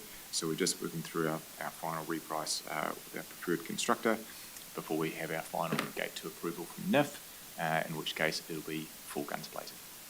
So that is enough talking from me. Kia ora, thank you, James. Questions? Yes. Councillor Roadley. Thank you. I'm having trouble, going to have trouble articulating because my smile will get in the way. So congratulations on that fantastic news. I've got a couple of questions. Is that all right, Chair? Yes. So the first one is around para 29, where you've identified the risks and the complexities that you're facing in retaining the program and institutional knowledge. And so I've got two questions. So one is how are you mitigating that now in the current program? And also what's your thinking about how we retain that once NIWE is complete and that package of work is bundled back up and we're 50 years in the future, how will we be able to access that knowledge that's very live now? So as of right now, in the short term, we've been able to mitigate that risk by bringing in some external contractors. And I would say that that's actually paid us a lot of dividends with the experience that they have brought. So, you know, we kind of joke about a lot of additional grey hair that's now sitting in the office, but with it has come a lot of experience on how to navigate a lot of the challenges that we're bringing. So in the short term, it has been actually fairly beneficial. For the long term, addressing that, what I'm currently doing, Natalia and I have a lot of interviews going on at the moment. We are forward recruiting for what we are terming our return to our BAU team. And so the aim is to have people in seats to give them at least 12 months of experience within the NIWE program so that they do have a chance to build up that institutional knowledge firsthand. But then as an aside to that, we are very much enforcing lessons learned papers, and as part of every single project that we do, we have a post-investment report to do that covers specific lessons learned by project, and we're also implementing that at the program level to ensure that this is passed back to HBRC. An example that I would call out is the procurement space, where we've largely completed that now. We have developed a contract framework and template under NZ 3910 2023 that is now available to HBRC mothership to use as the go forward, and that'll be the standard of how we conduct construction contracts as we move forward. Example. Do we have another go? Yeah, sure. Thank you. That's yep. I'm just thinking about what that looks like as we navigate shifting governance structures across the region. So I'm glad that you're thinking about it and got it in place. So my second question is around health and safety, and so I totally understand that you'll be reporting back through the Fair Committee. However, I'd just like to understand with what the interface is between the council table responsibilities around health and safety, down through the NIWE project, and then out to our external contractors. How does that responsibility flow from our contractors to this table? Sure. So as I'll start from the bottom and then work my way up. That's right. So before we head into any construction contract, we have to have a SSSP, a site-specific safety plan that is provided by contractors, signed off, and that is signed off by our in-house health and safety SME, subject matter expert. That then also, going back to the question before around helping institutionalise knowledge, that then feeds back into the HBRC health and safety team as well. So that is an absolutely mandatory piece that must be done before any construction begins. And when I say construction, I'm actually using that term quite generically. It can be from vegetation clearance, as an example, with tree felling, right through up until building stock banks. It is not something that I'm willing to compromise on as I sit in this chair, and it's absolutely vital that we adhere and we get all of our people home. As that feeds up, any incidents that are reported that happen feed into primarily my team first, me as well. That then feeds up into the HBRC Health and Safety Register, which then I believe comes to the committee. Okay, so what you're describing is that you're acting as a bit of a gateway between the contractors and then onboarding them into our regional council safety parameters, which support us as governors. Yes, that is correct. And I'd also just add, this is also a facet of reporting that we do to NIWE as well for our monthly meetings. And I would say that they are very active in ensuring that, again, we have everyone go home safely at the end of the day. And I love that clear speech. Thank you, Chair. Councillor Roadley. Councillor Curtin. Yeah, thank you, Madam Chair, and congratulations on a wonderful report. Very clear and well articulated. I just want to turn to page 166, the spreadsheet, financial progress report, and I want to go to the lag between spend, the Crown spend, and the NIF payments. It's quite a lag there, 12 million in total. What's the aged debtors on that? What time frame? The Crown so far, and I'm not wanting to throw them under the bus here, but I believe they pay 86% of it on time. Yes, but and just to answer your question, since we prepared this table, we've submitted 3 extra claims, so we are now sitting closer to 90% of what we spent with claimed back. But we do have, unfortunately, a lag between we spend money and when can claim those back. And that's simply because we have to process those claims through the system, the platform that have been designed by NIWE to submit those claims. So it's just a bit of administrative task to actually submit them. And we have a 20 working days contractual obligation for NIWE to review and pay those back. Sure, and it's following on, Madam Chair, you've got a comment at paragraph 12 and 13 as well. Your claim schedule, you're linking to milestones as opposed to actual work done, or are they one and the same? Through you, Chair. We have monthly claims that come in through our contractors, and this then feeds straight back to NIF. So as soon as we've completed our monthly claim validation with the contractors, that then provides us the evidence that we claim straight to NIF, and they have a 20, as Natalia said, a 20 working day turnaround. They are acutely aware of our cash flow implications where they do not pay, and we have very active communication with them ensuring that they do pay, and they do pay on time. I'm looking over at Tracy because I read her updates every Monday that she sends out, and NIWE cash flow is always a primary piece of information as to how council functions from a cash flow perspective. So that's good. I mean, the funding costs of that about 100,000 a year just to carry the can on that. Is there any particular reason that specific projects, for example, Pakpai and Prongaho, have got such a large lag? That is really just a function of timing. So where we are now in construction, we are spending a lot more, and it's just that turnaround of you have to allow 20 days for the claim to be processed before we can then kick off the claim with NIF. And instead of a 1 month delay, because it's a 2-hop process, we essentially have a 2-month delay. In a time when you're spending largely the figures ramp up. And particularly as we look at Pakawhai, where we've only just finalised all of our land access agreements as an example, you know, there's a hump, and then you get into construction, it's very large. Other questions? Councillor Kukunska?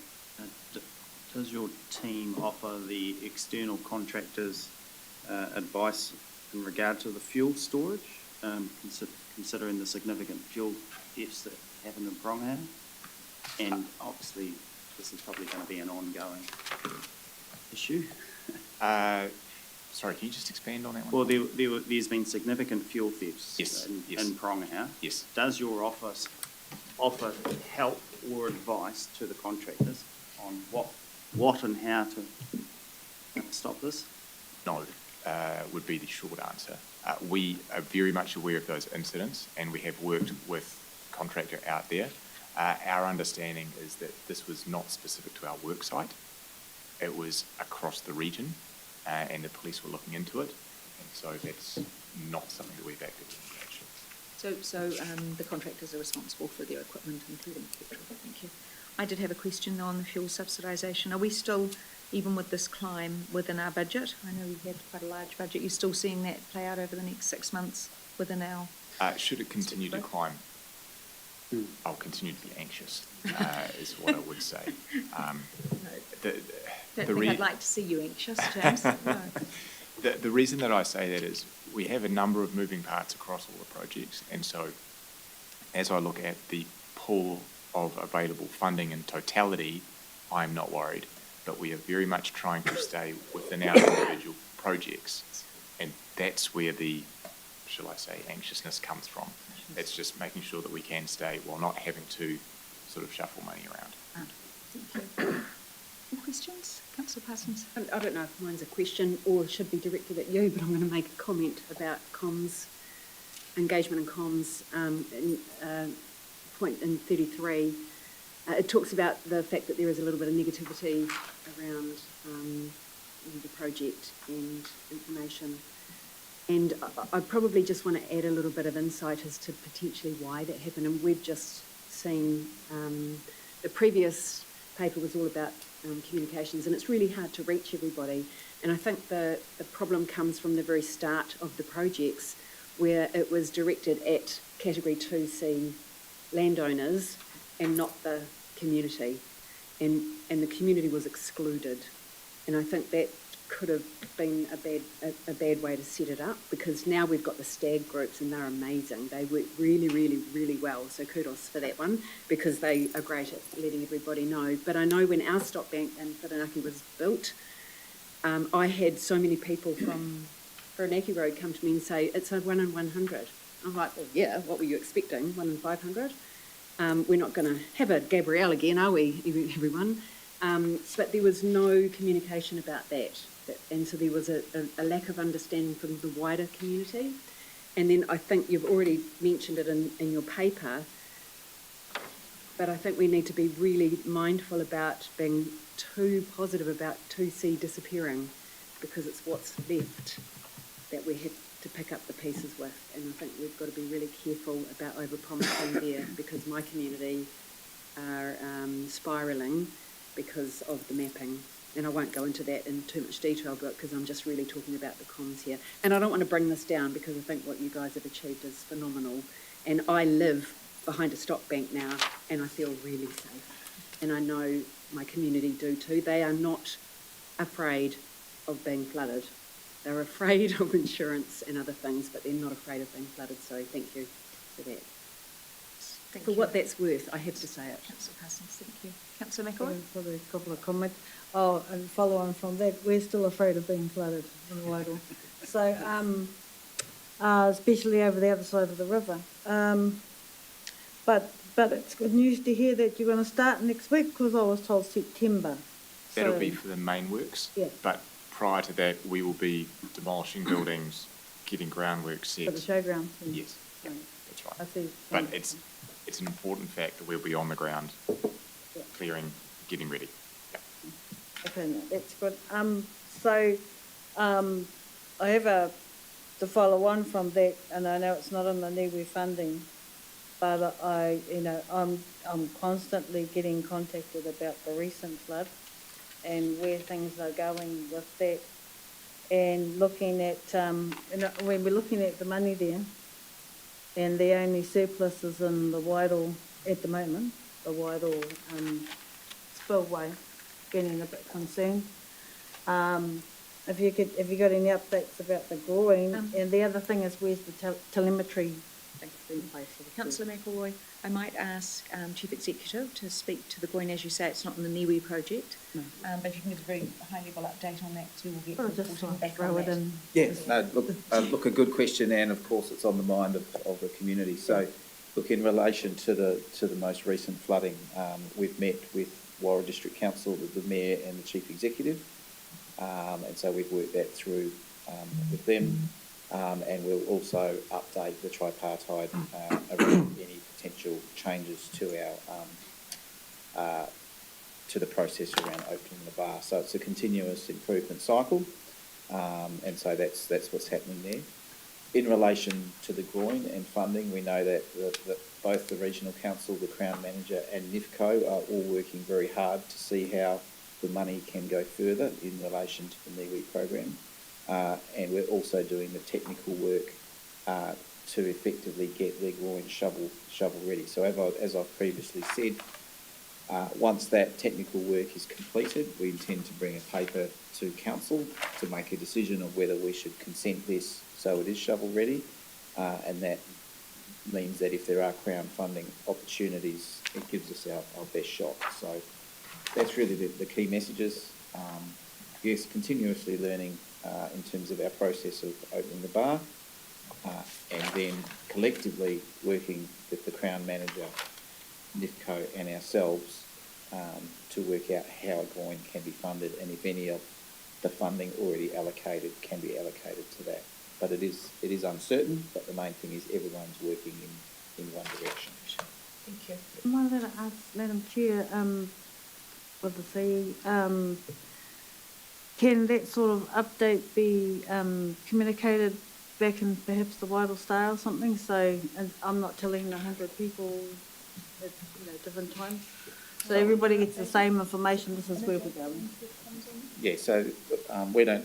Yeah. So the Crown Manager has the priority. Oh, okay. But I'm happy to take that offline and work with our comms team and the Crown Manager to see what messages we can provide. Thank you. I just had the question around the telemetry. Oh, yeah, and the telemetry. I was just going to say, through you, Chair, next update, what I can do is provide a map across the region of all the sites that have been. That would be super. Thank you. Thank you. Thank you. Do we have a mover for the recommendation? Councillor Kutwinski. Councillor Roadley. Thank you. Would you like to make some further comments? Thank you. Further comments from the table? I was going to break into an impromptu dance in excitement, but I'll refrain from that. You'll refrain. I'll Thank refrain. you. And, Thank you for refraining. Congratulations on the progress that this project, the suite of projects are making, and we really do appreciate the work, and also your reporting work. It is so important.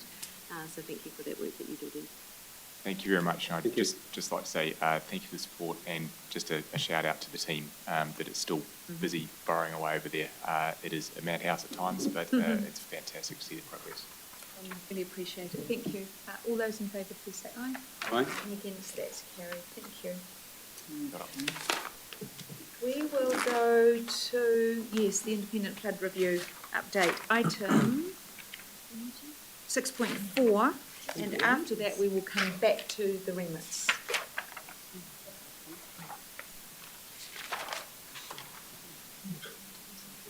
Thank you, Louise. Thank you, Julianne. Good to see you both. So we, to keep things moving, we'll take the paper as read. Yes. And this is not working.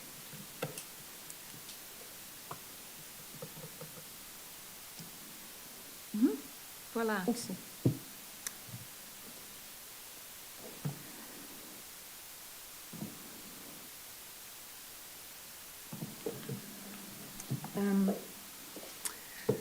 So this is really the update for the first full year of the HBIFR projects. We got funding this time last year to roll out the 6 priority projects. And Jules will run you through where we are and where we're going to next. Kia ora. So we're continuing to make really good progress in our response to the recommendations of the Independent Flood Review. So our team continue to work really closely with all the teams across council to collaborate to progress this work. So far we've completed 4 of the projects, so the Reimagining Phase 1 is now complete, and the Extreme Weather Hub. We have another slide to show you some stats around interaction with that shortly, and we have introduced a new flood forecasting dashboard to the Extreme Weather Hub, and the business case for the hazard portal upgrade was delivered, and there's work underway to scope that out further. So 2 of the priority projects will carry over. That will be continued work with the trigger levels and the bylaw for flood protection and drainage assets. But yeah, our Extreme Weather Hub's has a growing interest from the public, and so this slide shows the interaction during some of our weather events that we've had during this year so far.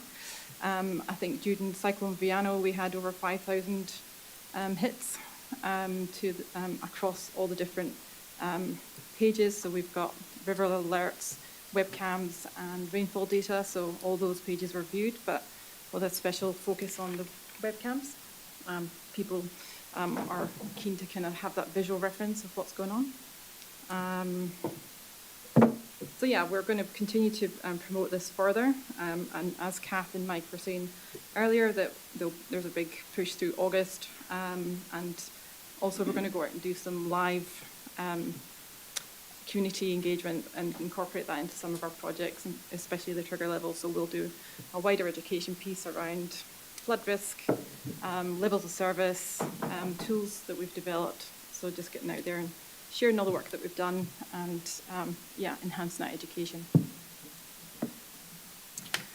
I just wanted to slip this slide in here to reaffirm that there is a lot of work going on across asset management. It's not just the Hawke's Bay Independent Flood Review priority projects. So at the top there you can see the projects year 1 that we've just completed, and year 2 in that second column that we're just about to move into, and then future projects through the LTP. Once we've gone through those deliberations. There's the NIWE resilience program that James has just updated you on, which continues to deliver for the community and improve that resilience right across the region, and the pump stations and the telemetry sites, etc. And then there's the ongoing business as usual work that the asset management team, which was good work they were doing before the cyclone, and they have continued to do since. The priority projects link through those and either provide information or enhance some of that work that we already do.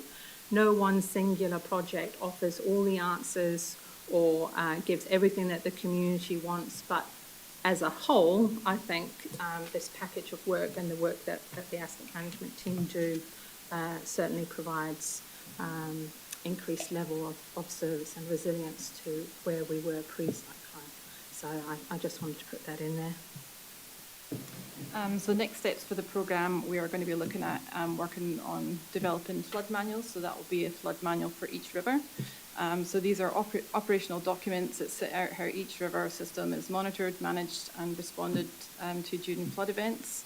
They will support consistent decision-making and provide a clearer link between the technical flood information, our operational response and community-facing communication. Another project that we've got underway is we're investigating a river alert text notification system.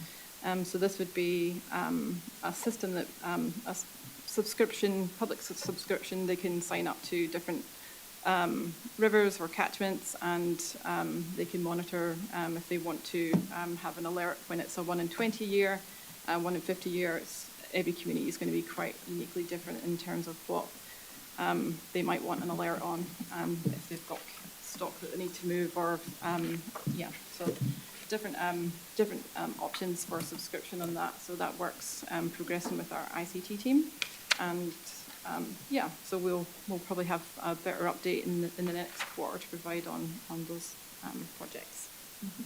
Thanks, Jules. And just lastly, there's a financial update in the paper. You may notice that we are slightly under budget, and that is because we were given access to additional funding for technical support from Tonkin and Taylor last year to support the reimagining work. Not all of that work has progressed. It's not that we're not intending to do it, but we felt that some of the modelling that we had asked them to do was better focused for phase 2 of this project if we get to phase 2 of that project. So rather than spending that money tentatively unnecessarily before we had got the go-ahead for the second phase, we've just paused that piece of work until we know what next steps are, and that's why there's a bit of a budget, yeah, of extra budget. Thank you.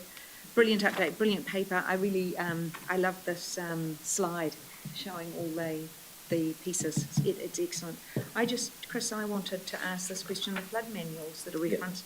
Is this like an SOP that we talked about in the operations group? Is this a similar or the same? Yes, so it is very similar. We have an existing flood manual. The origin of that is quite old. It's probably 25 years old, and so this is about a new ground-up rewrite because the regional council has been through different operating models through that period, and there's a lot to update. But it basically sets out for our internal staff how we respond to particular flood events. So it's not a SOP each scheme and standardised across all the schemes?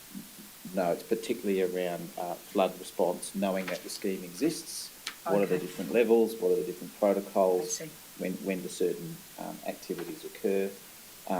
In terms of standard operating practice, we do have a lot at a task level of how you do this or how you do that, and they're very much part of the works group. That's right. That's where that sits, and a lot of that also links to health and safety. And further conversation around standardising those and internally within the scheme will be part of the discussion around this. That's quite a separate piece. Yeah. I understand now. Thank you. Questions? Councillor Kuklinski. In the top right-hand corner, you're talking about reimagining flood resilience, and you've got it in 27-28 long-term plan priorities. Is that on the assumption that we are creating those priorities in the next financial year? So 27-28 is the first year of the next LTP. So through the LTP workshops that we'll be working with you, councillors, going forward, decisions will be made about which aspects, if any, of the reimagining phase 2 will go forward, and that will sit in there. That doesn't mean that we're not going to do anything over this year. We're trying to put some quick wins in place with the asset management team on the recommendations that we have already heard, but that's with existing budgets that we have to work within. So phase 3 there is the first year of the LTP, and depending on what budget we get from it. Thank you. Mr. Paco? Kia ora. So just in regards to the early on in your report, you spoke about when we have a rain event or a weather event, we see a pickup in online activity, actually accessing the actual reports. Do we know the level of satisfaction around the engagement of those that are actually accessing that portal? We haven't surveyed on it specifically, but there is a feedback form at the bottom of the page that people are encouraged to fill in. The feedback that we've had there is mostly positive. And then we've had word of mouth from people that say that they use it and that it's a really good tool for them. But we took on board from the last update that we gave that council wanted more specific feedback. So as Julie-Anne mentioned, we are going to go out to communities through the Trigger Levels project in particular and work with communities around this as an extra tool that we've got and get feedback that way. So, but otherwise we haven't had specific feedback. Thank you. Thank you. Councillor Parsons? Just on item 7, it's in regards to PwC. Obviously, they audit the recommendations that you're doing, and then that will happen again in a year. Is there a plan to make sure that we're looking on the ground, that this stuff is working, being actioned, etc.? So we can put that in place for the next audit in anticipation of that. We can maybe get PwC also to go out and engage with the communities that we're providing this service to. other than, so the Extreme Weather Hub and the Flood Dashboard obviously are one singular tool now. So getting feedback from the community via the web page on that feedback form is really the only that we've had so far. And then we'll go out and speak to the trigger level groups and get information that way. But I'll take that point on board, that for the next PwC assurance, Yeah, especially that we I think get them. where you then hand them on to another authority. Yes. Yeah. You know, do we still get eyes on Yeah. that? And trigger level is probably something that I'm interested in. No, we'll take that on. Thank Yeah. you. I've got another question, and then two more if I get time later, if no one else does. So my next question is around trigger levels.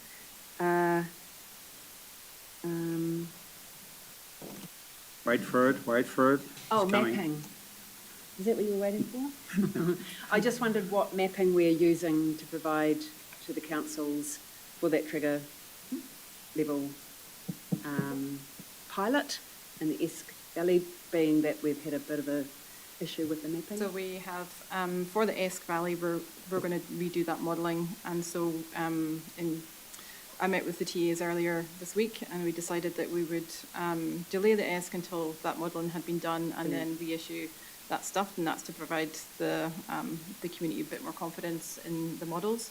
For the other models, we're going to go with the 2018 before Cyclone Gabrielle for the other communities. So we have, I think the TAs are very comfortable with that data and with the approach of what we're doing. So at the moment, we're just developing a comms package. So we're all collaborating together to develop. We've worked out what our meetings structure is going to be like and what our approach with the community, and we're going to do like a technical educational piece. So HPRC will bring our technical team out and support this work. I think it's also important to note that part of the trigger levels project is to go out and hear from the community what their trigger levels are, not so much what our mapping is and what the hazard layers are, but what a hazard is to them. So when they're on the ground and they go, the water's, when the water comes here, when I've seen it in the last event or the event before, then that's my personal trigger level, like that's when I would take action. And we don't have that information within council because we use the modelling and the flood hazard layers. But part of the Trigger Levels project is to go out and hear from the community, what does it mean for you on the ground, and then interpret that and put it back into the models rather than just relying on sitting in an office and doing the modelling on a computer and not having that local interaction. So while the hazard layers are really important, it's more important to actually get out there and talk to the community and find out where their risks are at a community level. Thank you. Yeah, and I might add to that because I don't know if this is in your area of expertise, but the gates, the Napier Taupo Road was shut, and that was not helpful for people evacuating. I think our community were trying to communicate that probably to NZTA, not us. Yeah. But I wondered if something like that could be taken on board That's for really you to important. lobby. Yeah. Really so I love that knowledge you're to have. going out to the community because it seems pretty logical, but Are there other questions? Have you got two shortish? lad, other people's as long as they're questions. shortish ones, yeah. Okay. Choose your favourite one then. I'll choose my favourite two. Sorry, said actually, one. sorry, Well, Councillor no, because- Councillor Whitehall's got one, sorry. Do you want to go first? Yes, Sure. he does. Go for it. Thank you. Just on page 188, and it's recommendation 3738, and so the mana whenua involvement is stated, but recommendation 3738 on historic inequity and disproportionate Māori flood exposure remain incomplete. Who is accountable for that recommendation, 37 and 38? Kura te wairama. Councillor through Chief Executive. The recommendation 37 and 38 are substantially different to the other recommendations that we have, which give clarity of an output or an action for Hawke's Regional Council to take. We recognise that we have a role in delivering some of the output of these recommendations, and we see parts of the work streams that make up the fulfilment of those recommendations embedded in projects such as Reimagining flood resilience and the works that we're doing in our NIWE program with mana whenua. But there's also a piece of work that we need to do and seek advice or direction from the Māori committee. So currently they're sitting with myself and the Māori Partnerships team here at HBRC. Comfortable with that? Thank you. Councillor Parsons, last question from you. Okay. So mine is in regards to the Esk River mouth, and I think if I had a number one question I'm asked from the community is what's going to happen with the Esk River mouth. Is there going to be any action? If so, when? And what's going to happen? Thank you. Is that, which piece are you speaking Well, to? it's in the flood review. It's in the independent flood review, number 31 and 33, I think. It's mentioned a couple of times. I might ask Chief Executive to speak. So we've done some preliminary adjustments to our process at the Esk-mouth. We now have some cameras there that people can access, I believe, through the web. And we've also sought some advice around the shingle barrier. So that's effectively stage one. We don't have any other plans beyond that.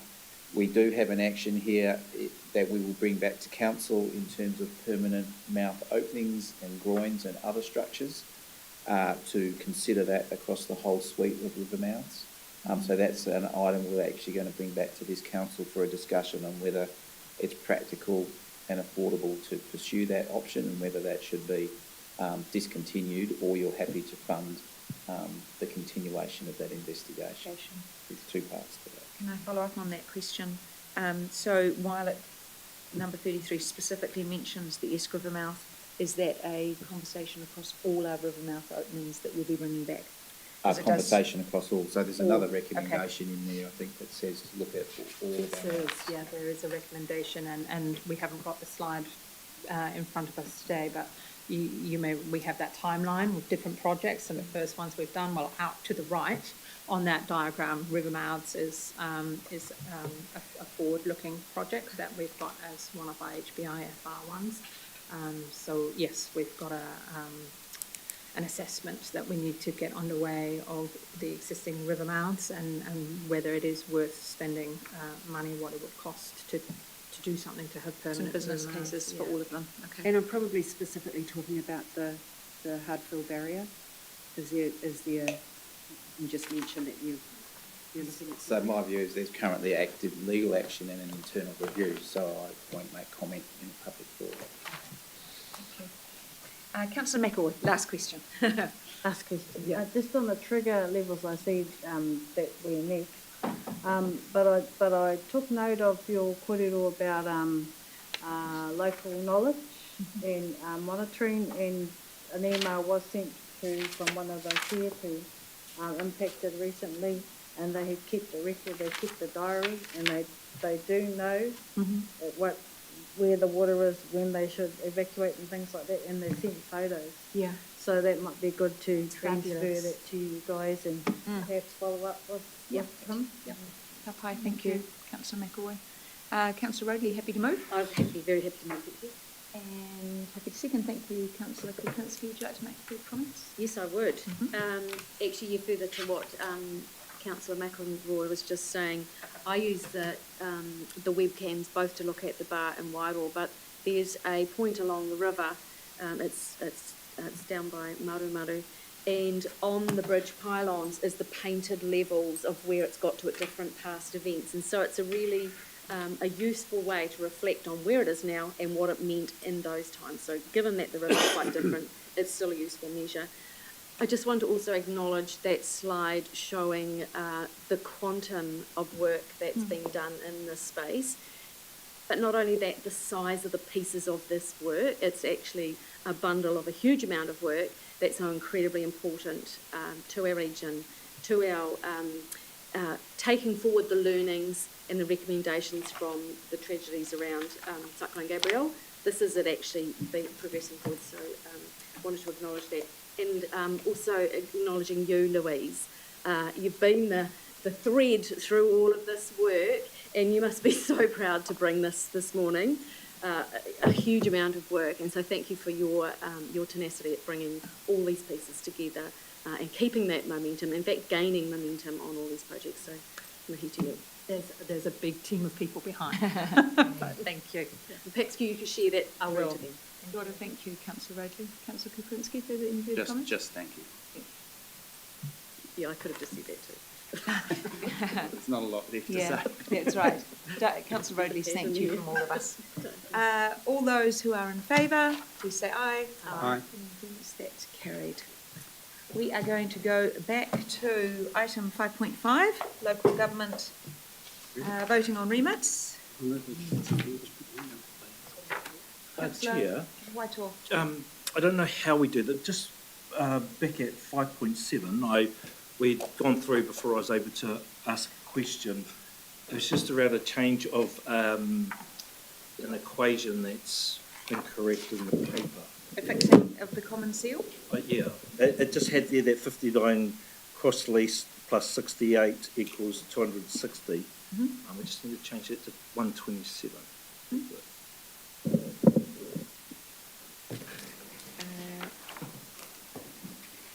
Not a proper council meeting without you finding a mistake in any of the numbers.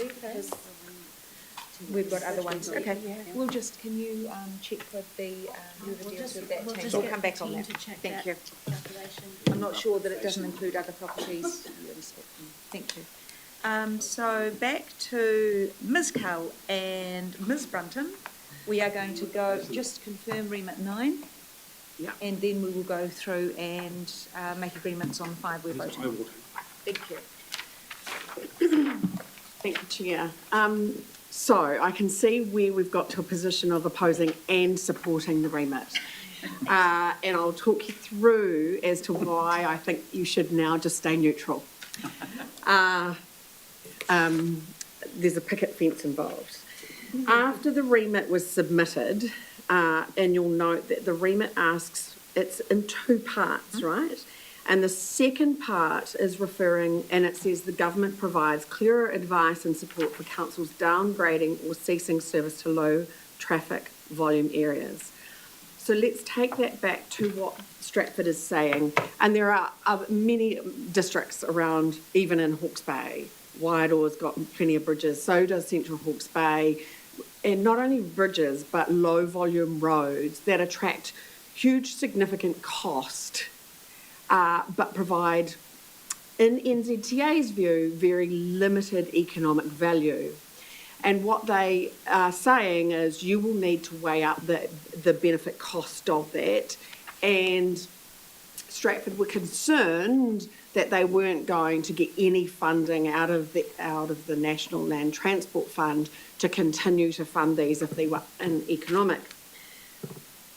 Post the remit being presented to LGNZ, NZTA then released 6 days later, I think it was about that, their new manual.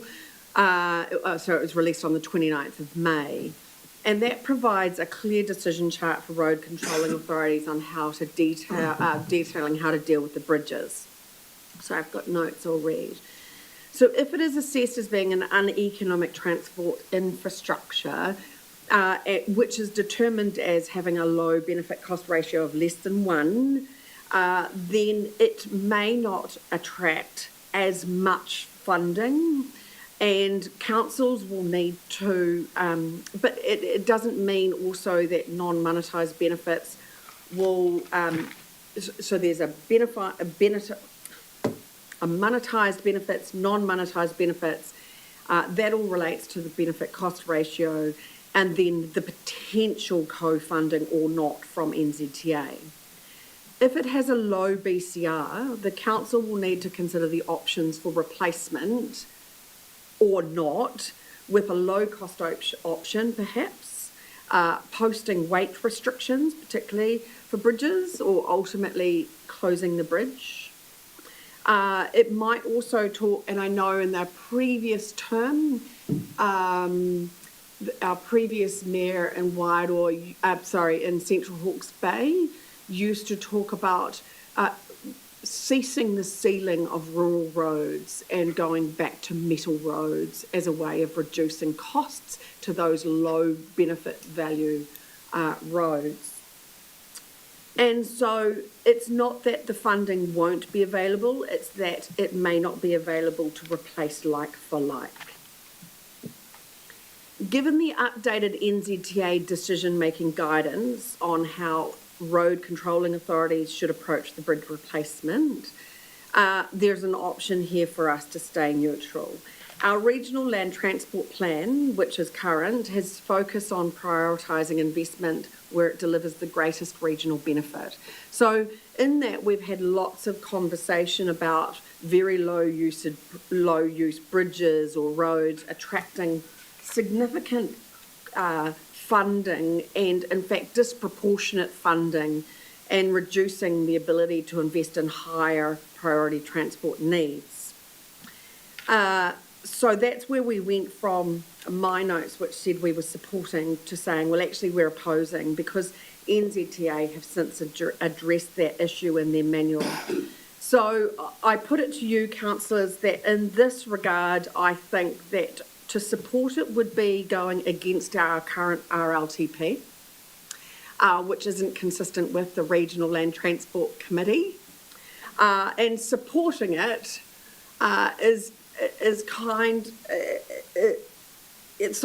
supporting it would be going against our RLTP. Opposing it would be supporting our RLTP, but in essence, NZTA are working through that with their new manual anyway. So, my recommendation to you, Council, is remain neutral on Remit 9. Thank you. Are there any questions or comments on Remit 9? Just if you can run by the consistency with Sorry. RLTP. Yeah.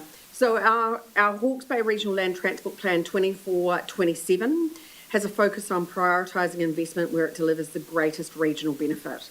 Very low use bridges or assets serving limited catchments can absorb disproportionate funding and reduce the ability to invest in higher priority transport needs, including resilience, safety, network performance and mode shift. That's straight out of our RLTP.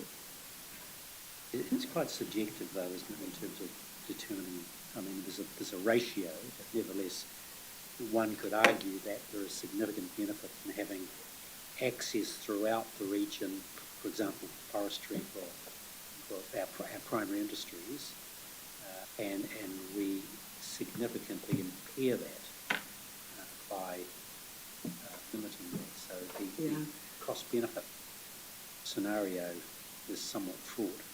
Except there are, through you, Chair, the non-monetised benefits that would talk about access, quality of living, those sorts of non-monetised values that would also contribute to a decision around that. I know I spoke to you earlier, Councillor Curtin, sorry for confusing you on my position here.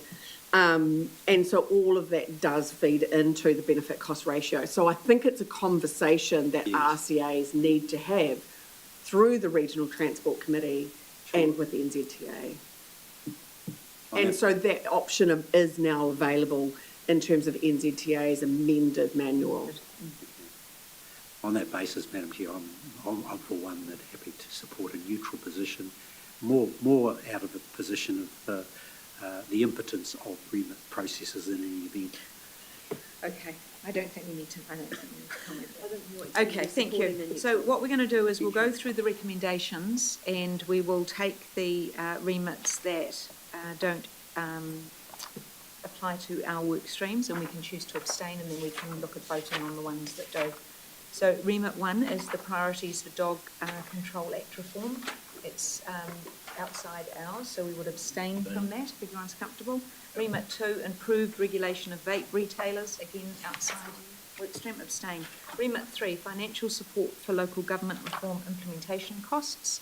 I propose we support that. Yes. Those in favour? Yep. Any against? Thank you.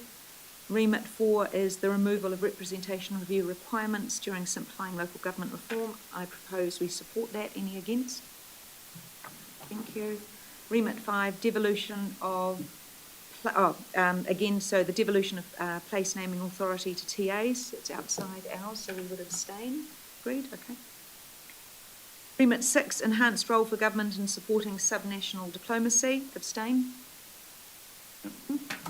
Remit 7, the bulk funding of transport activities. So this isn't Remit 9. It's Remit 7. This is Remit 7. Thank you for clarifying. Yes. So we would support this part of the transport funding. Remit 8 is improving the LTP audit requirements. I propose support. Yes. Any against? And then Remit 9, a fairer approach to uneconomic transport infrastructure funding, that we abstain on the basis of Katrina's advice. And the Chair of the Transport Committee. And the Chair of the Transport Committee. Okay, any against that? We're going to abstain. Thank you. Confirming that Councillor Sears will be the registered. I am registered to attend, and the alternate has been registered as Councillor Parsons, who's one of our Zone 3 reps. So I'm going to move recommendations 1 to 4. Would someone like, I'm going to move those from the Chair. Would someone like to second those? Councillor Roadley. Thank you very much. All those in favour of moving all these recommendations say aye. Aye. Are there any against? Thank you. That's carried. Thanks very much, Katrina, for tidying that up. Good work, Katrina. Good work, Katrina. Can I check with you, Leanne, as we've jumped around a lot? I have not missed an agenda item, have I? No. I don't believe we have. Got it all? So we are going to move into public exclusion. Public exclusion? I would like to understand why we are moving into public. So we're going to move into public excluded, and we're going to ask Leanne to give us rationale for that decision. Thank you, Leanne. I'm just opening to remind myself. Sure.